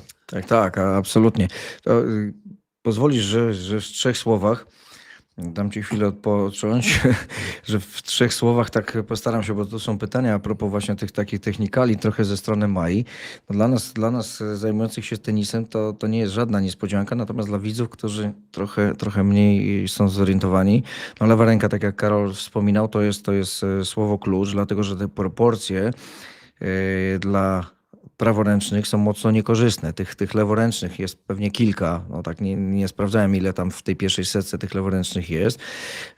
Natomiast rzeczywiście ta leworęczność Mai była zagadką. Przede wszystkim slice, który ona gra backhandowy, tak oburącz, to też jest zagadka, dlatego że panie w ogóle slice'a nie używają za wiele, bo to jest trudne technicznie, to zwalnia tempo. A tak jak to Karol powiedział i ja też doskonale o tym wiem, raczej dzisiaj siła, mocniej, jeszcze mocniej albo w ogóle trzecia kosmiczna prędkość. Natomiast Maja taki charakterystyczny sposób ma grania tego slice'a z tym opuszczonym nadgarstkiem. Piłka dostaje wsteczno-bocznej rotacji. Wielokrotnie te dziewczyny po prostu starały się z tego grać właśnie po swojemu, czyli moc. A to się kończyło płot. Tak. Dokładnie. Jak to czasami niektórzy, którym to nie pasuje, bo nie wszystkim musi się taki styl podobać. Mówili, prześmiewczo, balonik, tylko że balonik akurat w wykonaniu Mai, on jest faktycznie nie za mocny, stara się, żeby go grać długo i to jest takie wybicie z rytmu, takie zamieszanie w tych całych proporcjach, że też jest to w pewnym sensie prowokacja, która powoduje, że jedna czy druga zawodniczka dość ma już grania takiego pasywnego, stara się wejść na to na wznoszącą w pierwsze tempo, a co kończy się płot. I bardzo ważna cecha, adaptacja do warunków tych, które są na korcie. Wiatr, podmuchy wzdłuż, podmuchy wszerz. Przegrała Maja już finał, ale przegrała dlatego, że akumulator tenisowy był pusty. Walczyła do po 3. Ale też wiesz, poprzedni mecz półfinałowy ją za dużo zdrowia właśnie kosztował. do tego zmierzam Schneider właśnie. to była pierwsza tenisistka, która podniosła poprzeczkę poziomu bardzo wysoko i Maja dała radę. Więc jak ja bym się miał z entuzjazmem do czegoś odnosić, to właśnie do półfinału, który został zagrany moim zdaniem fenomenalnie. Ona stworzyła wielkie widowisko. To był taki spektakl, którego dawno w Paryżu w meczu pań nie oglądano i to trzeba docenić. Słuchaj, szybka informacja, bo inżynier i nasz tutaj menadżer działa błyskawicznie. 9 leworęcznych w top 100. 9, no czyli ta proporcja faktycznie. Majka jest najwyżej w tej chwili, no bo 21. Jest Leila Fernandez, Diana Schneider, Sara Bejlek, Aleksandra Ayala, ta, która też robi furorę, Wondruszowa, Taylor Townsend. No i z tych takich najbardziej znanych to wszystko. Ale zobacz, i zobacz koniec. te z tych wymienionych kilka gra naprawdę bardzo podobnie do Mai. Może mniej tę piłkę podnoszą, ale reszta, cały sposób rozgrywania jest zbliżony. Leila Fernandez to jest moim zdaniem kopia. To jest coś, do czego Maja prawdopodobnie dojdzie i wtedy na stałe zostanie na poziomie, nie wiem, trzeciej dziesiątki, czwartej dziesiątki. No to jest mniej więcej to miejsce w szeregu, którego ja się spodziewam. Być może będzie więcej, to tylko się cieszyć, ale realnie oceniając, to tak wygląda. A wiesz, że trochę się bałem przed półfinałem, dlatego że półfinał to był mecz numer 9, tak? Mecz numer 9, czyli 8 spotkań grała Maja z praworęcznymi. Przewaga właśnie pozycyjna, z rotacji wynikająca, z tego, że trzeba uważać, że tam, gdzie jest backhand, jest forehand. To wszystko zniknęło w półfinale. Diana Schneider, lewa ręka. Bardzo dobrze grała. Tak, i obie panie musiały trochę zmodyfikować swoje to generalne podejście, zmodyfikować plany taktyczne, no bo tak, neutralizacja już miała miejsce, backhand slice, ten niewdzięczny, wredny Mai wręcz przez forehand łatwiej odgrywa. Schneider też ma taki zawijany forehand od spodu, bardzo pewny. Backhand na backhand, zobacz. Kolejny dowód na twoje słowa, one grały dużo wymian płaskich, szybkich i jedna i druga, takie jakby jedna drugiej... Mało psuły. Tak, rzucała wyzwanie, że koniec baloników, gramy ostry, normalny, fajny tenis. Schneider też, jak każda leworęczna. Co się z tymi lewymi takiego, że to może takie działanie półkul, wiesz, na krzyż, że one mają taką smykałkę. No ale odwrotna rotacja. Ale nie, myślę o takiej grze kombinacyjnej, wiesz, skróciki, krótkie krosy, jakoś ci leworęczni... Grają trochę takim rozluźnionym nadgarskiem i takie, jak to mówimy czasami, wiesz, w żargonie takie maniane jest trochę więcej, tak, że one potrafią prawda. się bawić, trochę kombinować i tutaj tak się bałem, że kosa na kamień trafi, wiesz, mówię, ale będzie to mordercze, fizyczne spotkanie. Było bardzo wymagające. I to spotkanie kosztowało moim zdaniem... I tutaj, wiesz, możemy gdybać, co by było, gdyby ten mecz ze Schneider był wygrany szybciej, gładziej i jak Maja z takim troszkę pełniejszym bakiem tenisowym wyszłaby na Andrzejewą. Ja postawię śmiałą tezę, że nawet świeża Maja to na dzień dzisiejszy to jest jeszcze troszeczkę za mało, ale nie stricte tenisowo, tylko tego obycia grania z ekstraklasą, bo jednak Schneider, to co ona wyprawiała w ostatnich miesiącach, to jest, ty zresztą zwróciłeś mi uwagę, bo ja o tym mówiłem w trakcie półfinału, wręcz nawet kazałeś mi na antenie zaznaczyć tego rosyjskiego sparring partnera, ale my go traktujemy trochę jak drugiego trenera, gdzie był moment, że on sam na Bliskim Wschodzie, potem w Lincu był Aleksiej Watutin, tak, on był sam bez Conchity Martinez i doszliśmy do wniosku obaj, że to on głównie odpowiada za piętę achillesową, jaką był... Znaczy on ją naprawił. Tak, jaką był forehand Andrzejewa. Nie wiem, czy ty pamiętasz, co ja tu mówiłem, jak się spotkaliśmy po Australian Open. Powiedziałem, że w tym sezonie wymieniłem kilka tenisistek, które polecą w dół w rankingu. Co do Paulini się sprawdziło, co do jeszcze tam paru nazwisk się sprawdziło. Nie sprawdziło się w stosunku do Andrzejewej, dlatego że nastąpiło coś, co prawdę mówiąc nie powinno się zdarzyć, a na pewno do tej pory rzadko się zdarzało z tenisistkami bardzo młodymi, bo one wchodząc w rozgrywki, łapiąc pozycje rankingowe, duże pieniądze, zaczynają się zachowywać w sposób taki bardzo pewny siebie, to są takie osoby, do których nie ma dostępu, zmieniają trenerów jak rękawiczki. Zobacz, ile zmian trenerów już miała Mboko od melbourne'skiej imprezy, a mówiliśmy sobie dużo o naprawdę ogromnych atutach tej Kanadyjki. No i tak na razie to licho wie, jak to będzie wyglądało, no bo tam zakotwiczył ten Belg, którego, prawda, przez długi czas chwaliliśmy albo niekoniecznie. Więc to różnie wygląda. Idziemy dalej, proszę Państwa, 7,5 tysiąca subów na koncie, a jest nas tyle tutaj na czacie, na żywo, że myślę, że 8 tysięcy powinniśmy z tego wycisnąć. To jest zresztą no, taki limit, który sobie z Karolem tutaj zakładaliśmy, że te 8 tysięcy pęknie. Ja Karola muszę trochę zaczarować. Te swoje gry. Ja to muszę- Wiesz, jak ja się na tym znam. Karol się nie zna kompletnie. Ja też od niedawna trochę mam pojęcie, ale to jest nadal czarna magia. A tak czy inaczej 8 tysięcy to lepiej wygląda niż 7,5. No ja bym wolał mieć 8 niż 7,5, tak, prawda? tak, na pewno 8 więcej. jak Panie się- Karolu, i ciągniemy temat Andrzejewy, bo to jest coś, co warto podkreślić. Pamiętasz Bliski Wschód? Kiedy Andrzejewa pojechała tam, broniła w paru imprezach punkty. I nie obroniła. Nie obroniła, ale to nie jest najgorsza wiadomość dla niej w tym momencie. Ja miałem wrażenie, ona tam wpadała w taką histerię na korcie, ona tam rzucała rakietami, zachowywała się jakby wiesz, no, tak udzielna księżniczka, tak jak to powiedziałeś. Pamiętasz moment, kiedy Conchita Martinez wzięła plecaczek, wstała i wyszła. I ja tak sobie pomyślałem, mówię, oho, albo będzie męska rozmowa między nimi i ktoś uderzy pięścią w stół i powie basta, bo albo się zmienisz, albo ja jestem za dużym nazwiskiem, za dużą osobowością, żeby sobie pozwolić na to, żeby, mówiąc brzydko, gówniara z paletką, rzucała w moim kierunku obelgi, wiąchy, czy jak kto woli, i pokazywała całemu światu, że jest w ogóle Ale Leszek, bezradna. to się działo już rok temu w Paryżu. Jak Ale nie przegry- było takiej skali.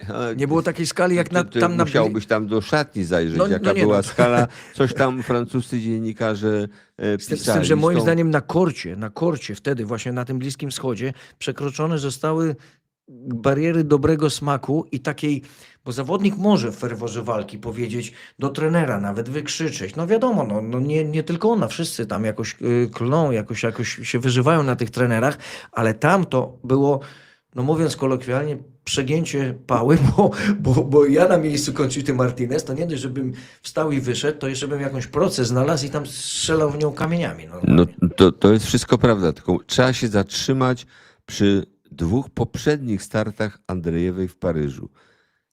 Rok 2024, 17-latka, wszyscy wiedzieli, utalentowana, przechodzi przez turniej, wygrywa z kilkoma naprawdę dużymi postaciami.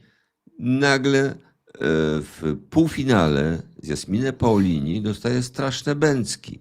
I to takie, tam było, nie pamiętam dobrze, 2 gemy czy 3 gemy od Włoszka jej dała, a Włoszka była taką tenisistką, ja ją nazywałem taką tenisistką, która gra na spontan, biegała, ale Wszystko potrafiąca, tak, ale tak, taki wesoły Romek. Taki trochę. wesoły Romek na korcie i później Iga Świątek w finale z niej zrobiła wiatrak. No i tak to wyglądało. Powinna ten finał z Igą już wtedy grać Mira Andrzejewa. W ogóle do tego finału nie doszła. Rok później przyjechała z mocnym postanowieniem, trafiła na tą Luc Basson, tą Francuzkę, która wyszła nie wiadomo skąd, jeszcze niższy ranking niż Tak. Maja Chwalińska w tym roku i ona dochodzi do ćwierćfinału, Francja oszalała, nie ona do półfinału doszła, nawet doszła, no tam już nie dała rady, do dzisiejszego dnia leczy kontuzję po tych występach, ona nie doszła do zdrowia, więc to też trzeba pamiętać, że takie wyczyny mają swoją, tam jest druga strona medalu przy tego typu sytuacjach. No ale w każdym razie Andrzejewa wyglądała źle. W zeszłym roku, od Wimbledonu zaczynając, to była tragedia.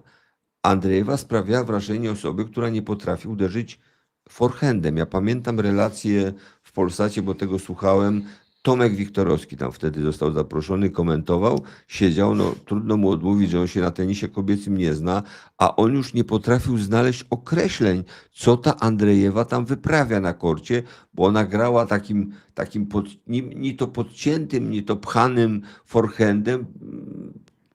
Wyglądało to fatalnie i potem do końca roku to była tenisistka, która no, zawodziła totalnie, a po pierwszej części sezonu, przypomnijmy, zwycięstwa z Igą, ogromne sukcesy, nieprawdopodobny skok rankingowy, wydawało się, że tylko patrzeć, jak to będzie no, przynajmniej pierwsza dwójka na świecie.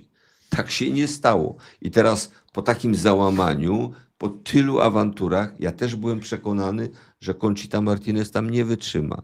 Nagle się pojawił ten Watutin, widocznie tam zaczęli jakoś do niej trafiać, współpracować. Nagle się pojawił na paru turniejach ojciec, czyli tam gdzieś ktoś może trochę palcem pogroził, no i ona tak troszeczkę odtajała. Mniej było tych takich dramatycznych zachowań.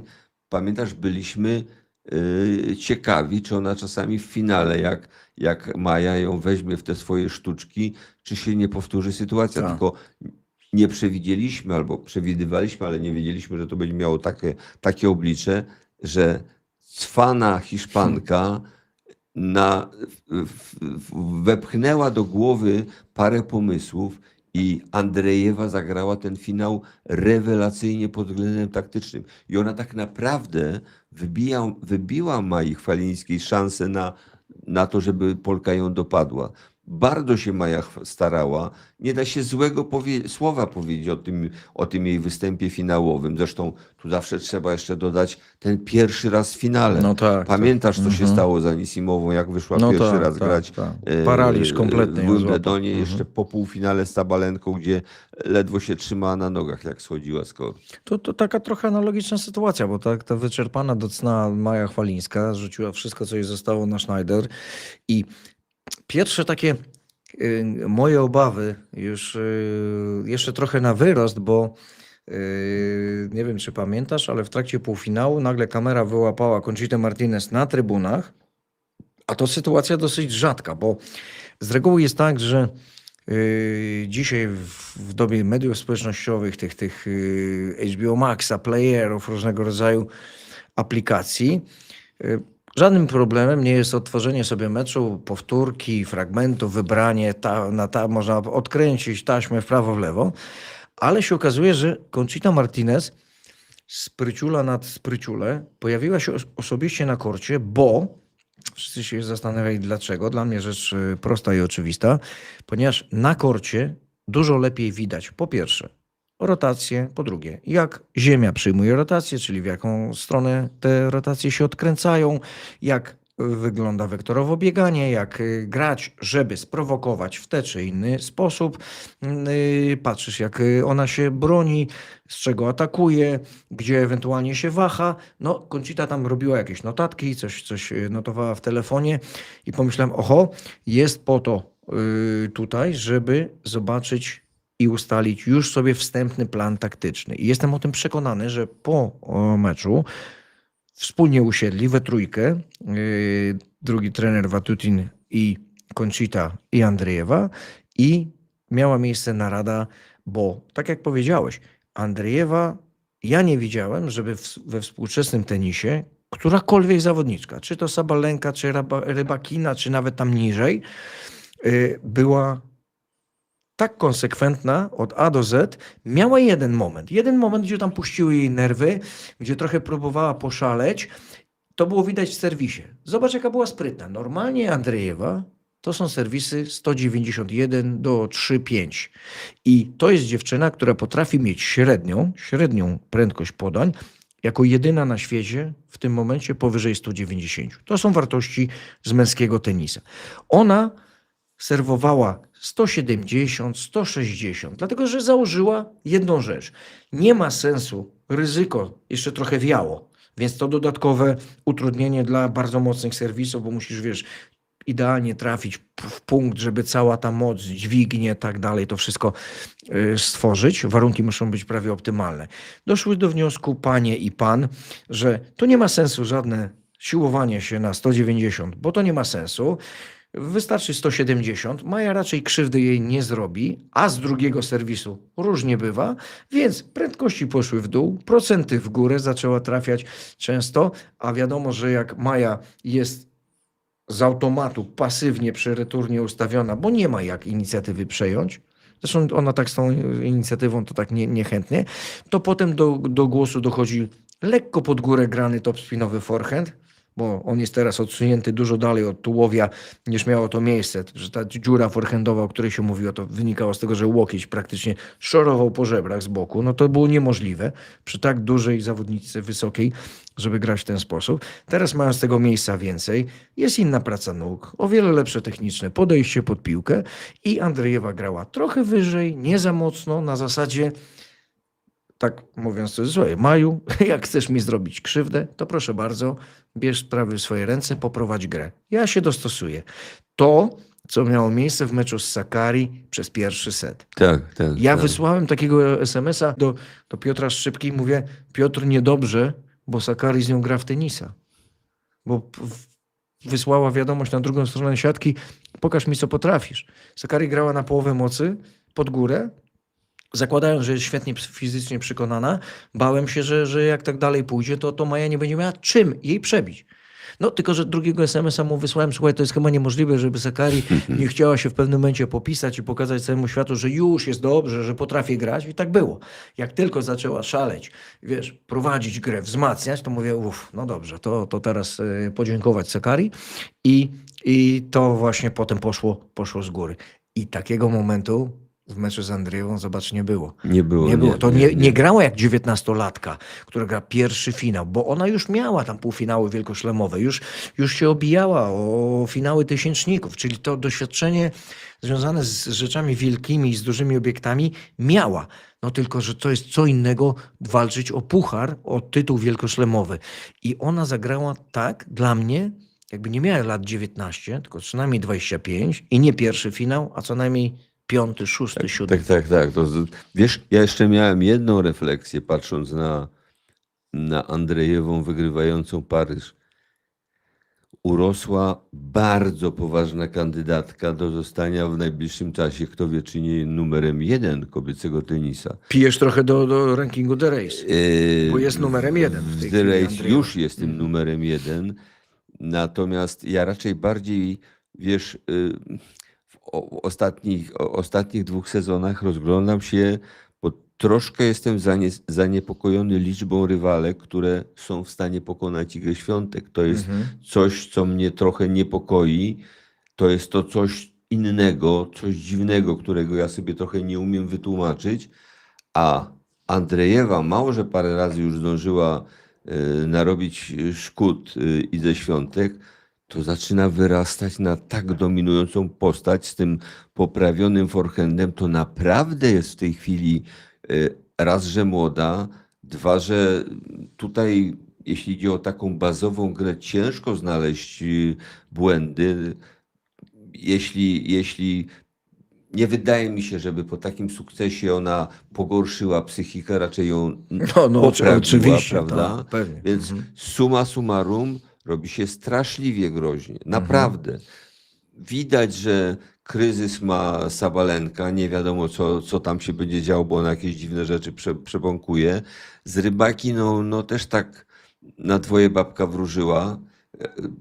Czas, kiedy gra, czas, kiedy nie gra, różnie to wygląda, ale tu mi idzie ktoś bardzo, bardzo mocny do góry i możemy się szybko przekonać, że jaka to jest niebezpieczna rywalka. No, tym bardziej, że patrząc na tenis Andrejewej, nie można się oprzeć wrażeniu, że mamy do czynienia praktycznie z tygodnia na tydzień z taką dziewczyną, która się robi coraz bardziej wszechstronna, bo jest tam jeszcze kilka elementów, których ona no tak po 1, 2, 3 akcje na mecz pokazuje, ale też mam wrażenie, że to są elementy już, nad którymi pracuje, nad którymi, które są szlifowane przez ten zespół.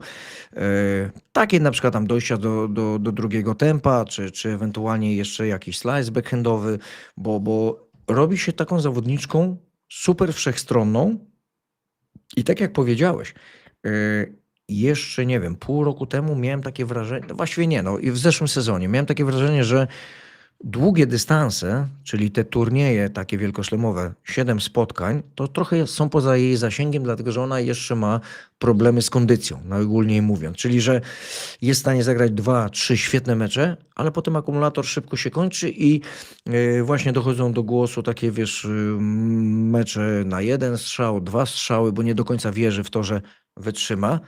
A tutaj ten turniej pokazał, że pracują na wszystkich płaszczyznach. Nie tylko sam tenis, szlifowanie, wiesz, forehandu, który był kluczem, żeby ją ograć. Kluczem tym in minus oczywiście. Te elementy slice'a forehandowego. Przecież Conchita Martinez, jak wygrywała w 96 Wimbledon, to przecież połowę zagrań to były slice forehandowy. Ona wprawiała w osłupienie konkurencję.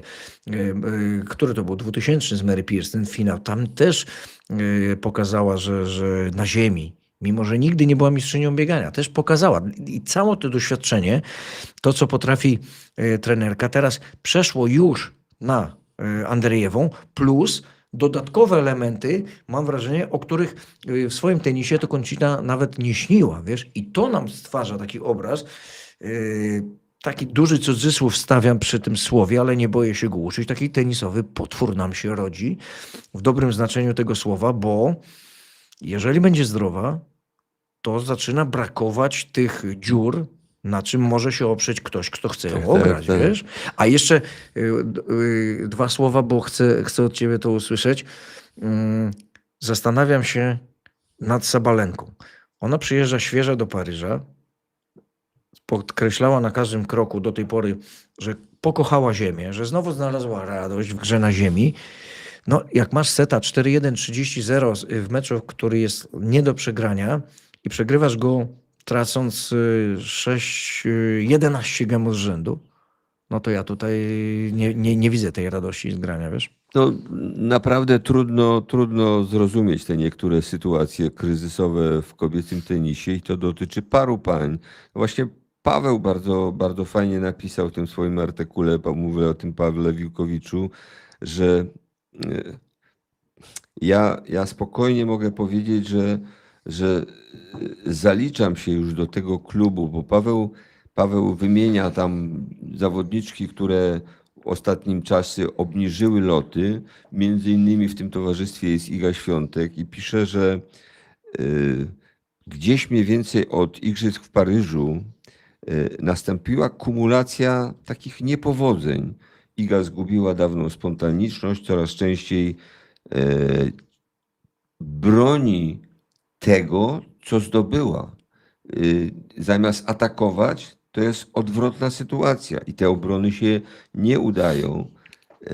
I w dużej mierze bardzo wiele osób, które się grą Igi zachwycało, zaczyna być lekko rozczarowanym tym, co ona robi, tak jak pewnie inni są rozczarowani tym, co robi Sabalenka, tym, co robi Gauff.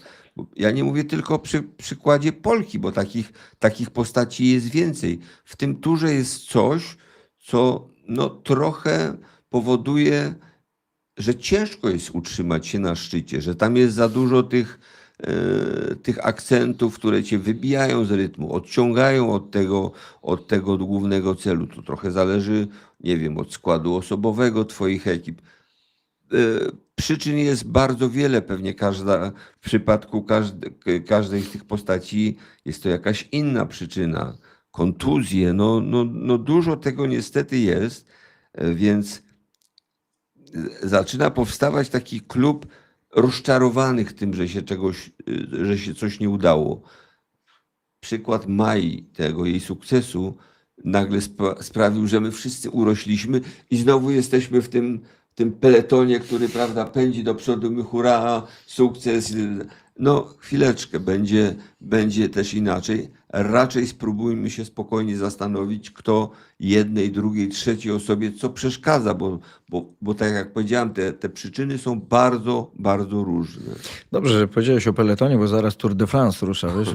Będziemy się pewnie pasjonować, bo nie wszyscy wiedzą, że Karol też pedałuje zawzięcie. Tak, Kadr bardzo. pedałuje i to nie są żadne przelewki. Sprawdźmy, prawie 700 osób na czacie na żywo. Idziemy po 8000. Już ustaliliśmy, że 7,5 tysiąca subskrybentów to nie jest żadna satysfakcja dla nas, musi być 8. O to powalczmy, bo jest was naprawdę dużo na czacie.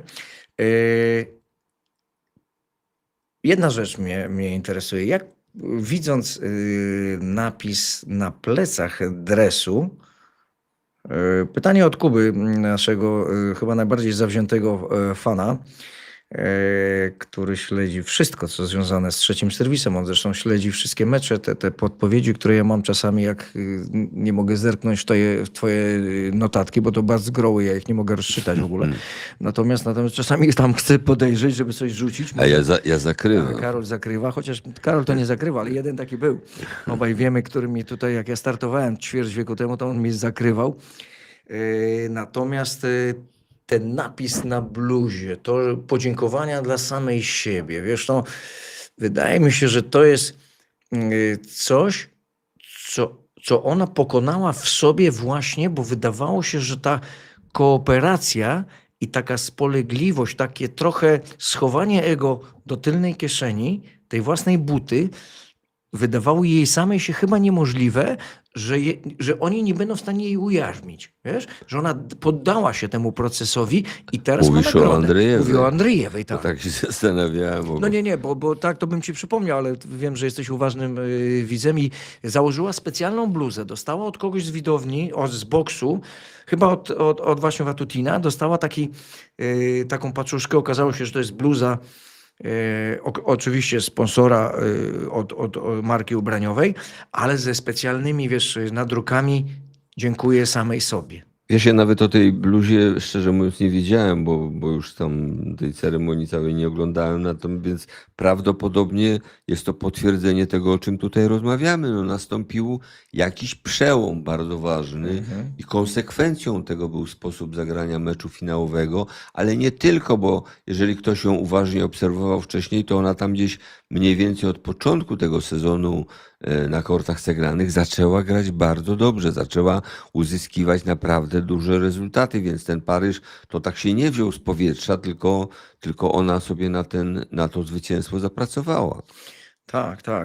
To jest dla mnie, powiem ci, nagroda, że jeżeli ona, no po tym jak się zachowywała przez ostatnie, nie wiem, pół roku, a jak zachowuje się dzisiaj, to może być z siebie dumna. O, tak to powiem i stąd taki A napis. rywalki powinny być zaniepokojone. A rywalki powinny być zaniepokojone.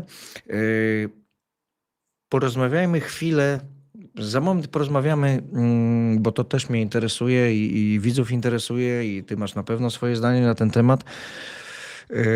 Porozmawiamy na temat przyszłości Mai Chwalińskiej, tego co ją może czekać, ale wróćmy na chwilę, cofnijmy się do wcześniejszej fazy turnieju, bo to turniej dla Igi Świątek szczególny. Wiadomo, że ona tutaj ma swoje miejsce, ma swoje trofea, wygrywała 4-krotnie tę imprezę i konia z rzędem temu, kto by postawił na to, że nie dożyje turniejowo do drugiego tygodnia. To było naprawdę duże zaskoczenie.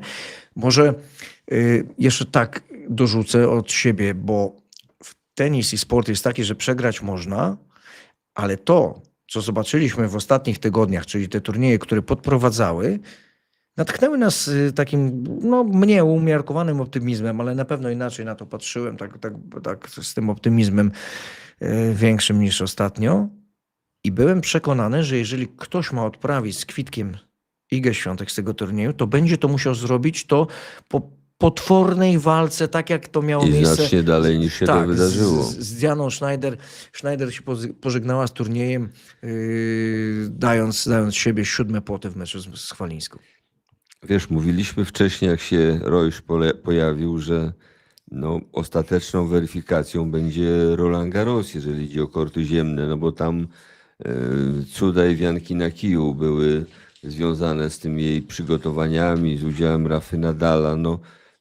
Ja mówiłem na pewno z przekonaniem, że dużo rzeczy się poprawi, uspokoiła się w swojej grze, w swoich niektórych reakcjach i zachowaniach na korcie, to na pewno, ale dalej nie zmieniło się to, że najniespodziewaniej w świecie po zagraniu jednego, drugiego dobrego albo niezłego pojedynku, ona nagle gra jeden z najgorszych meczów w karierze i przegrywa i odpada. Więc ja tego wciąż nie rozumiem. Podczas naszego ostatniego spotkania powiedziałem, że nie wierzę w to, że poprawianie różnych detali technicznych w jej tenisie to jest rozwiązanie problemów. Nie. Problemy są moim zdaniem gdzie indziej. Ja w dalszym ciągu nie wiem gdzie, mogę się tylko niektórych rzeczy domyślać. Od kolegów dziennikarzy, na przykład, którzy byli w Paryżu, a przecież my rozmawiamy i wymieniamy się różnymi uwagami, ciągle się dowiaduję jakichś nowych, zaskakujących informacji, które mnie najzwyczajniej w świecie niepokoją i zaczynam należeć do tego klubu, o którym Paweł mówi, takich trochę zmęczonych i trochę zaniepokojonych tym, co się dzieje dookoła, bo ja bym chciał, żeby ona wygrywała. Popłynęły mi łzy, jak Maja wygrała półfinał. Naprawdę, autentycznie się rozpłakałem. Popłynęły mi łzy, jak Iga po raz pierwszy zdobyła swój wielkoszlemowy tytuł w Paryżu, jeszcze z Piotrkiem Sierzputowskim. Więc to nie jest tak, że ktokolwiek z nas chce dla niej źle, tylko my po prostu pewnych rzeczy nie możemy zrozumieć. Coś się dzieje w otoczeniu Igi Świątek, co jest zjawiskiem no niezbyt normalnym i po prostu niepokojącym. Jakiś powstał kordon ochronny, sanitarny, diabli wiedzą jaki, wokół tej osoby. Ona się i na konferencjach prasowych, i w reakcjach, i w różnych takich sytuacjach zachowuje trochę inaczej niż ta radosna dziewczyna, bo ona przecież kiedyś była taka jak Maja. No to ja się pytam, a co się takiego stało w tym czasie, że nastąpiła zmiana? Ja bym to chciał wiedzieć. Dlaczego ludzie z jej najbliższego otoczenia dziwacznie się zachowują? Dlaczego na przykład pani menadżerka dopada dziennikarza, który przeprowadza wywiad z Maćkiem Ryszczukiem i wyrzuca z wywiadu całą serię kwestii związanych z Igą Świątek? Maciek wykonał doskonałą robotę. Maciek gdzie nie pracował, to się sprawdził. On młodego człowieka doprowadził do tytułu halowego mistrza świata w biegu przez płotki. On Igę do dzisiejszego dnia pod względem fizycznym trzyma w takim stanie i w takiej pozycji, że no naprawdę mało kto w turze może się pochwalić tego rodzaju opieką, tego rodzaju wydolnością, taką odpornością na ewentualne kontuzje. Przecież to, jak Iga gra, to w zasadzie ona powinna odnosić co 2 tygodnie jakąś ciężką kontuzję. Ona jest jak skała. Tak. Wszystkie ślizgi, zwroty, skręty. No, proszę się uważnie przyjrzeć, puścić sobie w zwolnionym tempie, jak ktoś nie wierzy, i porównać z tym, co robią inne, które stoją i tam, jak jest trudniejsza piłka, to po prostu nie biegną, Tak. bo się boją o swoje nogi.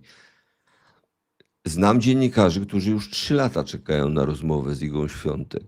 No, ja chcę już przesadnie drążyć ten temat. Znam osoby, które mówią wprost o takiej liście dziennikarzy dopuszczonych do tego, żeby otrzymywać informacje o Idze Świątek i których się odstawia. Znam sytuacje, gdzie nagle tajemniczym zbiegiem okoliczności ktoś, kto coś powiedział, no takiego troszkę nieprawomyślnego o Idze Świątek, ma kłopoty w redakcji. Tak. Zmieniane są tytuły w gazetach. Jacyś tam mądrzy ludzie przełożeni kiwają palcem. No to ja się pytam, kto do diabła i po co to robi? No tak. Więc to są rzeczy straszliwie mnie niepokojące. Ja bym chciał o Idze Świątek mówić w kategoriach tenisistka wygrywała, przeżyliśmy piękne, radosne chwile z nią. To wszystko jest dalej w dorobku. Nie ma dzisiaj w turze kobiety, dziewczyny, która by miała tyle zdobytych ważnych tytułów, co Iga. No po No tak, prostu. tak. To się... I co? I gdzie jest ciąg dalszy? Mija kolejny sezon, półmetek. No i No tak, rzeczywiście nie jest to poparte wynikami. Trochę mnie niepokoi sytuacja, bo ta zmiana trenera, przejście tak pod hiszpańskie skrzydła, Francisco Roch i i nadzorujący w pewnym sensie to Rafael Nadal, bo ten pobyt w akademii, wspólne zdjęcia, filmy z treningu, to widać było, że tam wióry leciały na tych treningach. Praca szła naprawdę potężna. Trochę mnie, wiesz, oglądałem ten mecz z Martą Kostiuk. Ja miałem go okazję komentować z tego, co pamiętam, bo już powiem ci, tyle tego było, że często nie nadążam.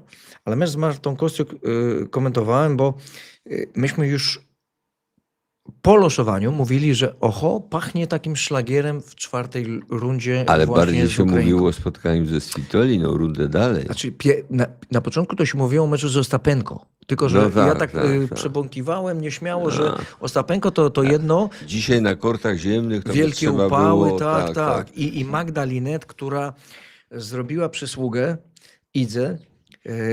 Chociaż z drugiej strony, czy ja wiem, czy zrobiła przysługę? Ale Magda wypadła moim zdaniem w Paryżu wspaniale. Tak, Mecz, tak. jaki zagrała z Igą.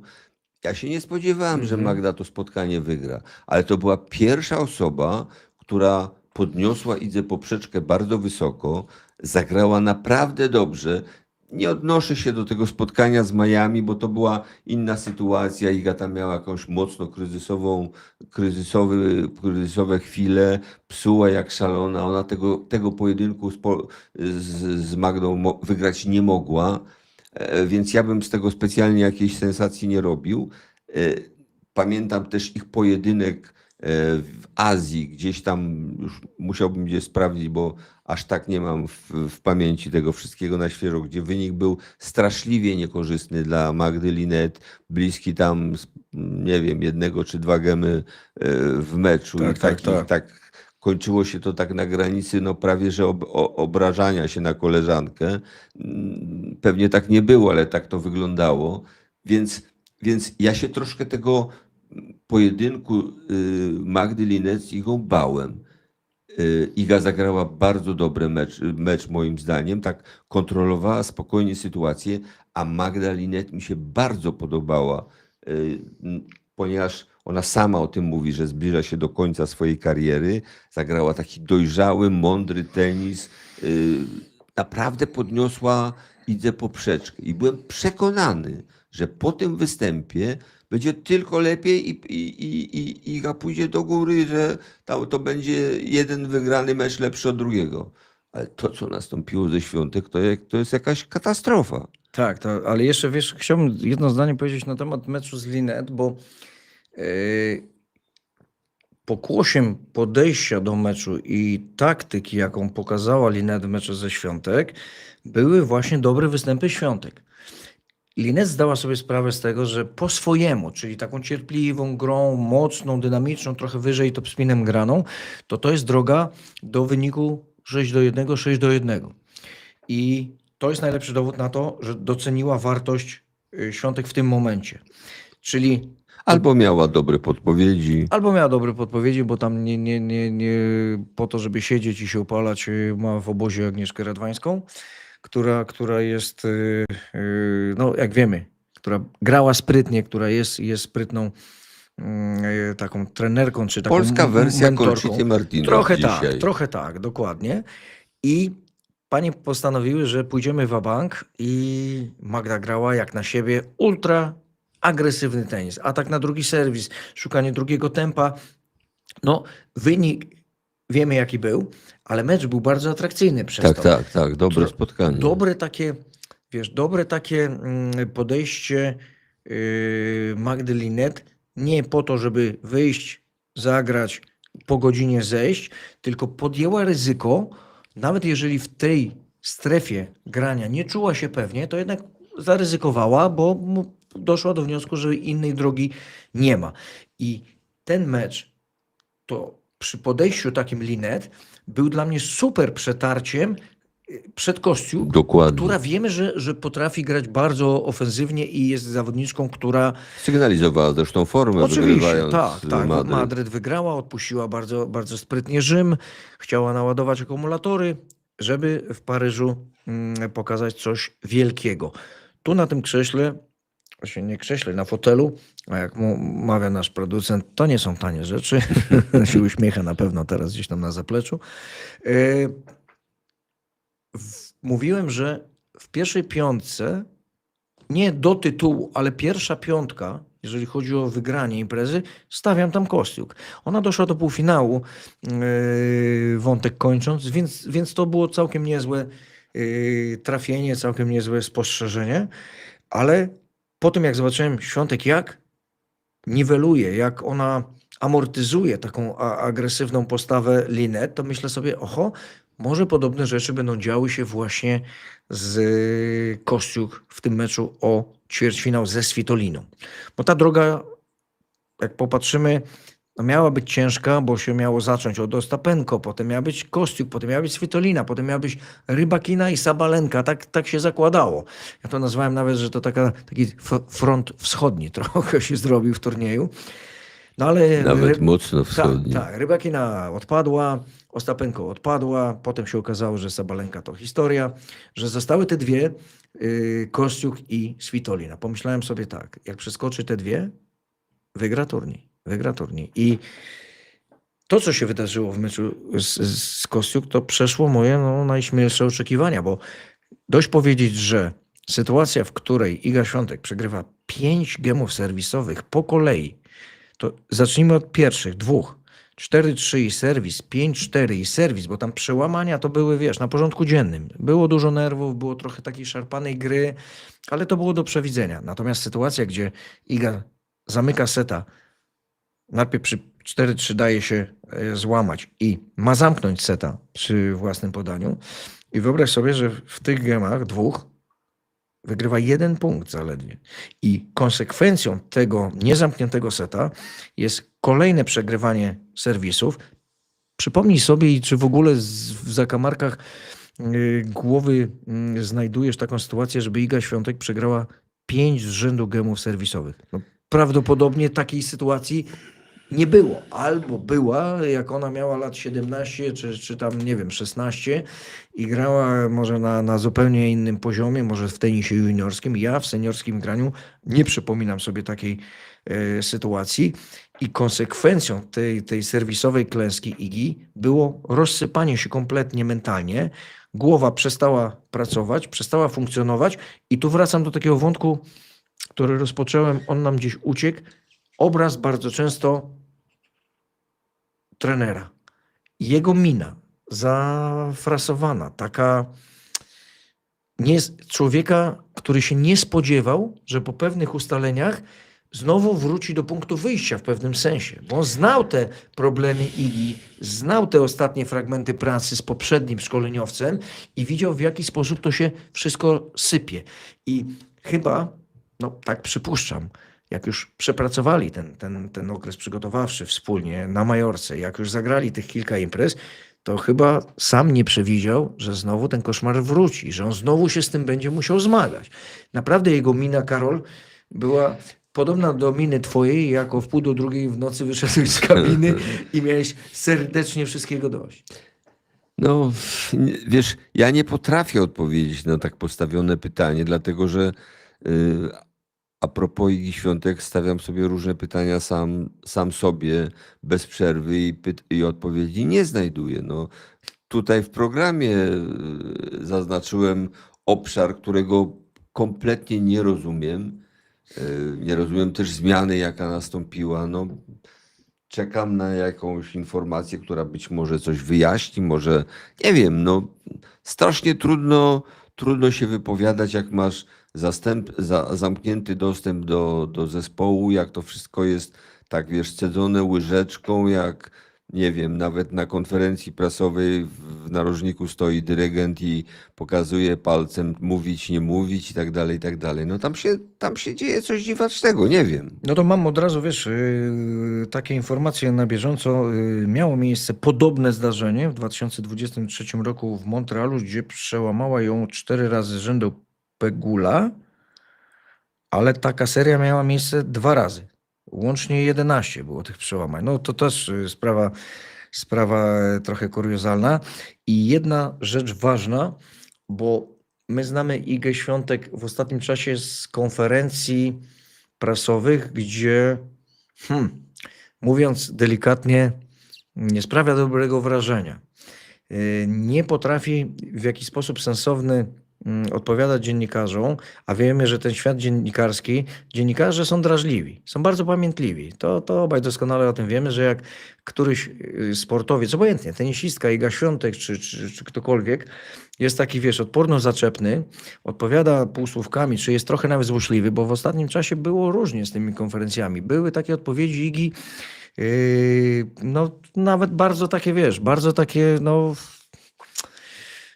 agresywne trochę i takie nawet wręcz lekceważące w stosunku do dziennikarzy. Ja nie mówię, że oni wszyscy są super, wiesz, inteligentni i mają pojęcie o tenisie, bo tam się zdarzy od czasu do czasu jakiś taki trochę wariatuncio, który wyskoczy z jakimś pytaniem dziwnym, ale przypominam sobie chyba to ostatnia konferencja prasowa, gdzie Iga sama mówiła, że, cytuję, brakuje jej pewności siebie i to wygląda trochę na taką kuriozalną sytuację, że pracując z psychologiem od tylu lat, sprawia wrażenie zawodniczki, która nie ma narzędzi, które by pomogły jej zareagować w taki bezpośredni sposób.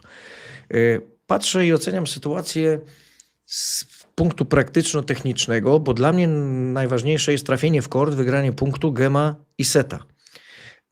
Jeżeli widzę, że czysto tenisowo jest fajnie i w pewnym momencie wszystko się łamie, wszystko się sypie i Iga wraca do tenisa pod tytułem 1 strzał, punkt, 2 strzały, punkt, nie ma meczu, Kostiuk dostaje awans do ćwierćfinału na tacy złotej, to też nie sposób nie rzucić pytania, to co się dzieje na płaszczyźnie pracy z psychologiem. Bo jeżeli ona nie ma narzędzi, ona sama na konferencji mówi, że jest zagubiona, no to pytanie, dlaczego tych metod nie wypracowano wspólnie? Ja wracam do takich momentów, gdzie wielokrotnie pytana w wywiadach Daria Abramowicz, która jest tym psychologiem pracującym już praktycznie od zawsze, odkąd pamiętam, ona mówiła, wielokrotnie podkreślała, że pracuje tak, jak Iga sobie tego życzy. Prawda? No bo były tak, Iga tak chce i tak robimy. Tylko że no, jakby miał się postawić w roli pani psycholog i te wyniki są takie, a nie inne, to chyba jakieś wnioski trzeba wyciągać. Bo trener stricte od tenisa, no jeżeli zawodniczka ci nie trafia z backhandu, z forehandu, to mówi, cholera, bierzemy się do pracy. Idziemy na trening, bierzemy wielki kosz piłek i rąbiemy. I takie rzemiosło tenisowe. Ryszczuk, jeżeli zobaczy, że ona nie dobiega do skrótów, biega słabo na boki, no to powie, bierzemy się do pracy, robimy, żeby tę dziurę pozałatać. A jeżeli my mówimy, wałkujemy temat, że głowa Igi nie wytrzymała i pojawiały się błędy i że to się pojawia nie pierwszy raz, nie drugi, nie piąty, nie 10, no to chyba też trzeba by zadać pytanie, rzucić weter.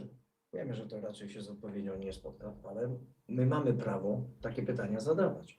Dlaczego nie ma prostych takich narzędzi? Przypomnę tylko. Szarapowa odwracała się, nauczyła się inaczej oddychać, grzebała w strunach. Jedni poprawiają buty, inni coś czytają, inni medytują w przerwach. No, szukają rozwiązań. Nie można, jak w tym słynnym kawale o teściowej, która leci w przepaść w Ferrari. No więc wiesz, tak nie powinno być. No nie wiem, no tak rzucam, bo szkoda mi najwyraźniej w świecie dziewczyny, która, mam wrażenie, cierpi na korcie, bo chciałaby nam pokazać super tenis, do tego nas przyzwyczaiła, sama się przyzwyczaiła do tego i ona naprawdę, no z tym ciężko jej żyć po prostu. Słuchaj, mówisz same rozsądne rzeczy, ale ja ci nie odpowiem na tak postawione pytania, bo ja odpowiedzi po prostu nie znam. Wiem, że ta sama Iga Świątek z tą samą Martą Kostiuk, jak wróciły sesje wieczorne, te tak zwane nokturny i jeszcze szefostwo Roland Garros przeprowadzało eksperymenty, bo to trwało bodaj 2 lata, wstawiało mecze kobiece na te sesje wieczorne, to właśnie Iga Świątek grała w tej sesji wieczornej z kim? No właśnie. Właśnie z Martą Kostiuk.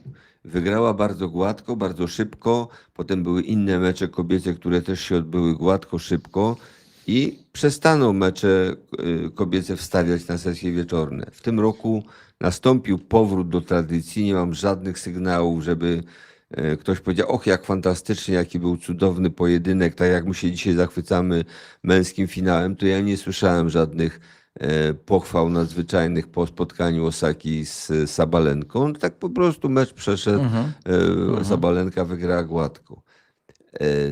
Wtedy w tym turnieju, ja prawdopodobnie nie mylę dat, bo to chyba było w 2021 roku, Iga przegrała, bo to był pierwszy turniej, kiedy ona broniła tytułu, przegrała z kim? Z Marią Sakkari. Tak. Maria Sakkari dzisiaj przegrywa z Chwalińską. Kostiuk jest lepsza od Świątek. Igi Świątek. Tam się bez przerwy wszystko zmienia. W kilku przypadkach się poprawia, w kilku przypadkach się pogarsza. Te, które zaczynają gorsze wyniki uzyskiwać, przeważnie się w jakiś sposób tłumaczą, mówią, co się dzieje źle, dlaczego. Ja tutaj tak na dobrą sprawę żadnych rozsądnych albo wiarodajnych tłumaczeń nie słyszałem. Raczej słychać, jak dochodzi do wypowiedzi, takie formułki z książek naukowych. No i tyle. No. Wiesz, jedna rzecz jeszcze, bo ta końcówka tej konferencji to też jest 2-3 znamienne zdania w wykonaniu Igi, że ona obiecuje, że będzie jeszcze ciężej pracować. Wiesz, tak jak usłyszałem to tak pomyślałem, Jakby nie dość ciężko rany pracowała boskie, do tak, tej pory. już chyba ciężej No nie właśnie. można, naprawdę. Bo tak pomyślałem, dziewczyno, zlituj się sama nad sobą, bo to nie tędy droga, bo ile można biegać, ile można dźwigać, ile można przerzucać tych piłek na drugą stronę. W końcu zgaśnie jej radość tego tenisa, jak ona już będzie taką katorżniczą pracą się doprowadzała na skraj wytrzymałości, to już i nic nie zostanie do dodania, no to wtedy też żadnej radości nie znajdzie w grze na punkty. To nie będzie miało żadnego przełożenia. Pozwolisz, Karol, że ostatni wątek taki poruszymy, bo jesteśmy w euforii, jesteśmy w ekstazie. Maja Chwalińska, teraz PZT, wspólnie z menedżerem, jest petycja o Wimbledon. Obaj nie bardzo wierzymy, że ten Wimbledon się uda zagrać przy pomocy dzikiej karty. Wiemy, że przed Wimbledonem nie zagra nic. I ja tak pomyślałem, chyba nie ma się co szarpać o tą dziką kartę, dlatego że patrząc na ścieżkę w Roland Garros, gdyby Maja nawet zagrała kwalifikacje, kiedy się odbuduje, zregeneruje, nabierze sił i znowu będzie to taka Maja, wiesz, napakowana energią i zdrowiem, to z jej umiejętnościami, z tymi wszystkimi... Ona sobie powinna sobie w poradzić. eliminacjach powinna poradzić. A nie uważasz, no. że to będzie właśnie takie super przetarcie, trening poprzez mecze, zakładamy, że sobie poradzi i teraz wyobraź sobie sytuację. Jest losowanie w Wimbledonie, 128 miejsc, jest 16 pustych miejsc na kwalifikacje. I teraz wyobraź sobie te, które wylosowały te właśnie wolne miejsca. Niech one się I martwią. one teraz nie śpią w nocy. One nie śpią w nocy, bo sobie myślą, rany boskie, Maja Chwalińska. Znaczy, Z tym tenisem to klęska nie, no, będzie. oczywiście teoretycznie jest to sytuacja możliwa, ta, o której mówisz, ale ja myślę, że tak słodko nie będzie. W tym towarzystwie opiekunowie czołowych tenisistek za coś biorą pieniądze i oni na głowie staną, żeby zanalizować to, co się stało w finale, to, co się stało we wcześniejszych pojedynkach.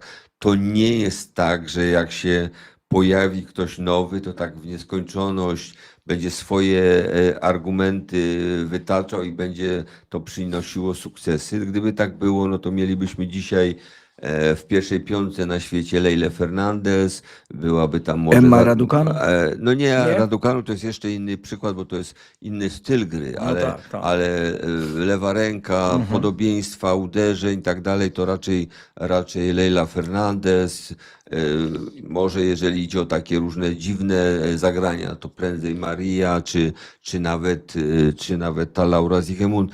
Laura Siegemund w zeszłym roku w Wimbledonie o mało nie wyrzuciła z turnieju Sabalenki. Tak, Tam ale Laura brakowało- Siegemund to jest, wiesz, to Tam jest inny brakowało rodzaj kilku- kapelusza na trawie. Ale to jest właśnie styl polegający na inteligencji, na sprycie, na skracaniu gry, na takim wykorzystywaniu umiejętności zagrania przy siatce. To jest to, czego normalnie nie oglądamy w tenisie. Dokładnie. Tu jest przestrzeń na różne inne rzeczy. Ja zapisałem sobie nazwisko, zaraz je znajdę, człowieka, który w swoim czasie w rozgrywkach panów Davide Sanguinetti. No tak. Człowiek, który przez pewien czas był nawet tym głównym trenerem Rybakiny. Jak on się pojawił w rozgrywkach ATP, chyba wygrał turniej w Mediolanie w takim naprawdę dobrym stylu i wszyscy się zastanawiali, co to za facet, skąd on się pojawił, bo on grał podciętym backhandem, często atakował. Grał inaczej niż cała ówczesna czołówka tenisowa. I pamiętam swoją bardzo długą rozmowę z którymś z trenerów, dlaczego tak się dzieje, dlaczego ktoś, kto gra trochę inaczej i pojawia się w rozgrywkach, przez pewien czas kładzie nadzieję wszystkich tych takich wielkich, ogranych, zanim potem ta siła Sanguinettiego się zmniejszyła, Tak. potem tak naprawdę go zatopili, bo znaleźli na niego sposób po prostu. I ja nie chciałbym krakać, ale obawiam się, że to tak może być również i z Mają, z tym, że ja myślę, że ona na tyle mocno już jest uplasowana w tej elicie, że to starczy na dłuższy czas i musiałaby się bardzo postarać, albo musiałoby się coś bardzo złego wydarzyć, a ona już przerobiła chyba wszystko w życiu, co złe.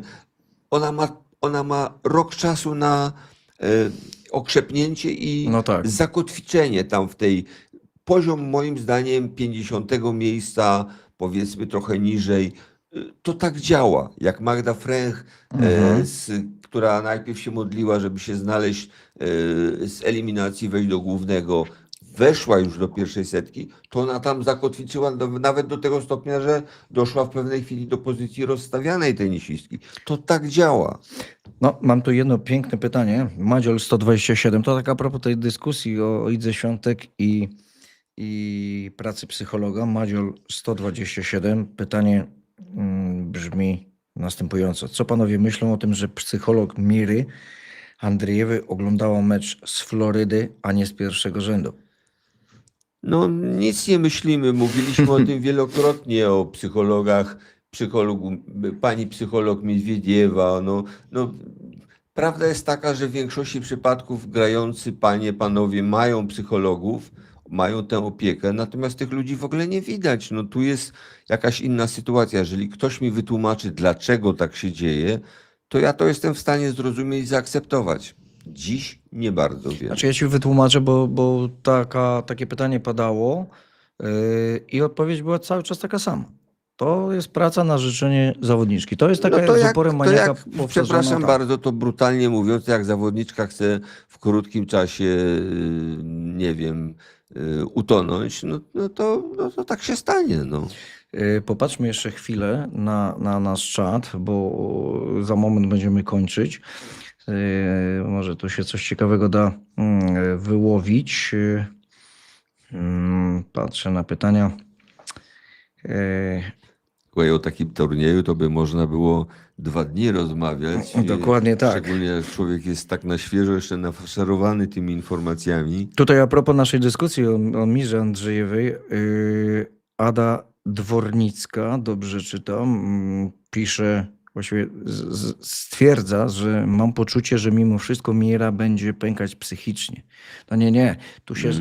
Tu się z panią nie zgadzamy, dlatego że może pękać ktoś psychicznie w pierwszej kolejności, kto stracił lub nie ma wiary w jakieś ważne elementy tenisowe. Jeżeli mówimy o tym, że Mira Andriejewa poprawiła forehand, gdzie była potężna dziura, wyrwa wręcz, świetnie serwuje, coraz lepiej się porusza, dogadała się sama z sobą i z obozem, to nie ma podstaw twierdzić, żeby ona pękała, bo 19-latka w finale Wielkiego Szlema zdaje celująco egzamin właśnie z dojrzałości psychicznej, więc tutaj nie jest to. Słuchaj, jeden teza. prosty przykład. Aryna Sabalenka.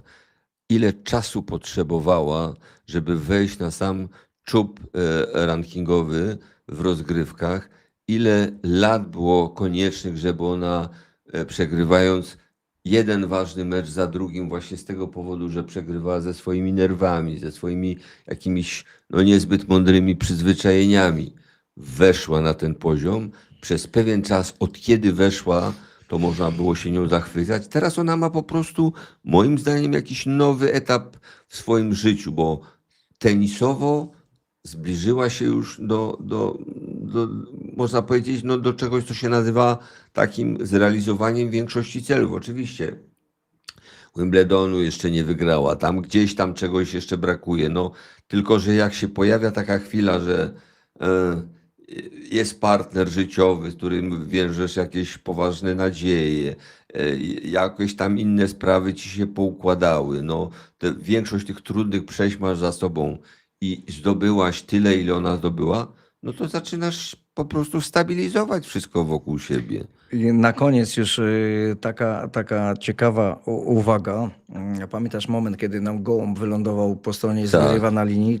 Tutaj Kuba Domasiewicz pyta, czy nie powinna być powtórka punktu. Mogłaby być powtórka punktu, gdyby sędzia lub sam zawodnik zauważył tego gołębia, który tak bezczelnie trochę wylądował obok tej linii z boku kortu.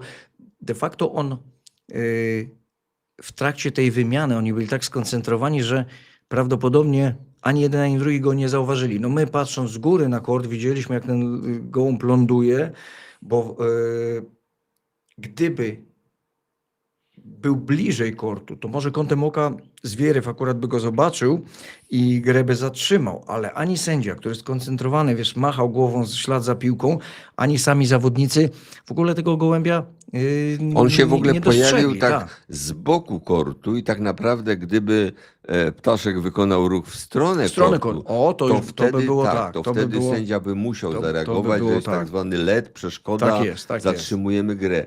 A tak, ja słyszałem angielskich komentatorów, którzy krzyczeli, sędzia powinien, ale prawdopodobnie Włoch tego gołębia nie widział w ogóle, natomiast widział go Zverev, który albo też dostrzegł go. Tylko gry nie zatrzymał właśnie. Dokładnie. Tutaj jest Bo on jego zepsuł błąd w piłkę pewnym sensie. Tak. Więc i tutaj, było tutaj, takie tutaj jest. zawahanie. Dobrze, musimy kończyć, bo już się robi bardzo późno. Wszyscy jutro idą do pracy. I ostatnie zdanie. Moja opinia jest taka, że szybko przeleci trawa, no bo to będzie ten jeden Wimbledon. Wydaje mi się, że taki pierwszy poważny sprawdzian i weryfikacja tego wszystkiego, czyli takie zderzenie się ze światową czołówką i największe trudności, też wynikające z fizyczności, z takiej gry na wyniszczenie, to będzie cykl na kortach betonowych dla Mai, gdzie ta jej fizyczność, te jej gabaryty, one mogą stanowić największy problem. Bo na ziemi to już wiemy, jak sobie radzi. Na trawie też napsuje krwi. Może nie powtórzy sukcesu z Rolanda, bo będzie bardzo trudno, ale na pewno napsuje krwi. Z kim by nie grała, bo już obojętnie kto tam stanie, czy Rybakina, czy Sabalenka, to Maja sobie jakoś poradzi. Natomiast obawiam się najbardziej właśnie tego, co się będzie działo na kortach cementowych. No pewnie tak, tylko widzisz, zwłaszcza teraz tak na świeżo po tej paryskiej imprezie, po tych różnych historiach, które wybuchły, po tym nagłym zrywie tenisowym w połowie tego kraju, skłonny jestem przede wszystkim się podpisać pod tym, co napisał Paweł Wilkowicz. Cieszmy się tenisem, Chwilą, cieszmy się tenisem, chwilą, tak. I tenisem, a nie dokładnie, sukcesami. dokładnie Bo tak. sukcesy są, odchodzą, jest gorzej, lepiej. No nie trzeba szczególnych jakichś umiejętności detektywa, żeby wykryć, jak to się dzieje. Każdy przeżywa jakieś momenty zawahania, momenty zwrotne. Dopóki się da, kibicujmy dyscyplinie jako takiej, szukajmy pozytywnych aspektów tej gry, bo ona jest piękna, bo ona potrafi wciągać, ona potrafi oczywiście ranić też, bo tak jest tym portem, ale warto najpierw poznać całość, a nie być tym heroldem sukcesu pojedynczej osoby, bo bywa różnie. Kończymy powolutku. Długi to był dzień. Zaczęliśmy o 15 finałem męskim. Kończymy teraz no, blisko 23. Żony się ucieszą. Tak, przypomnę tylko, że partnerem podcastu była marka Jopro, producent wysokobiałkowych produktów jogurtowych, bardzo pysznych zresztą. Jopro organizuje loterię, w której do wygrania jest spotkanie z Carlitosem Alcarazem, który jest ambasadorem marki. Link w opisie pod programem do tejże loterii. Organoleptycznie jest sprawdzony produkt, bo jest naprawdę bardzo smaczny. Blisko 2000 osób z nami było na żywo. Jest tam walka o 8-tysięcznik, czyli o wejście na 8000 subów. To prędzej czy później tak się wydarzy. Zamykamy klamrą rozdział pod tytułem Roland Garros. Było mi bardzo miło gościć Karola Stopę. Dobrze, że dojechałeś, Karolu, w dobrym zdrowiu. Po tym, co przeszedłeś po tych 3 ciężkich tygodniach, należy ci się urlop. Przed nami Wimbledon, nowe wyzwania, szybsza gra, czyste skarpetki. Poza tym, jaka wygodna sytuacja, leżysz sobie na kanapie, I oglądasz. oglądasz, tak. Będziemy oglądać, będziemy śledzić Maję Chwalińską, Igę Świątek i resztę, Hurkacza, Majchrzaka, obie Magdę i Magdalenę, a z Państwem na pewno spotkamy się i przed Wimbledonem, i w trakcie, i po Wimbledonie. Myślę, że jak zaanonsuję nasze podsumowanie Wimbledonu klasycznie, można powiedzieć wielkoszlemowe, to chyba błędu nie popełnię.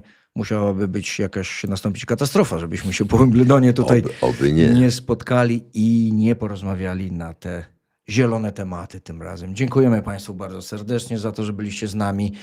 No i polecamy się na przyszłość. Dziękuję bardzo.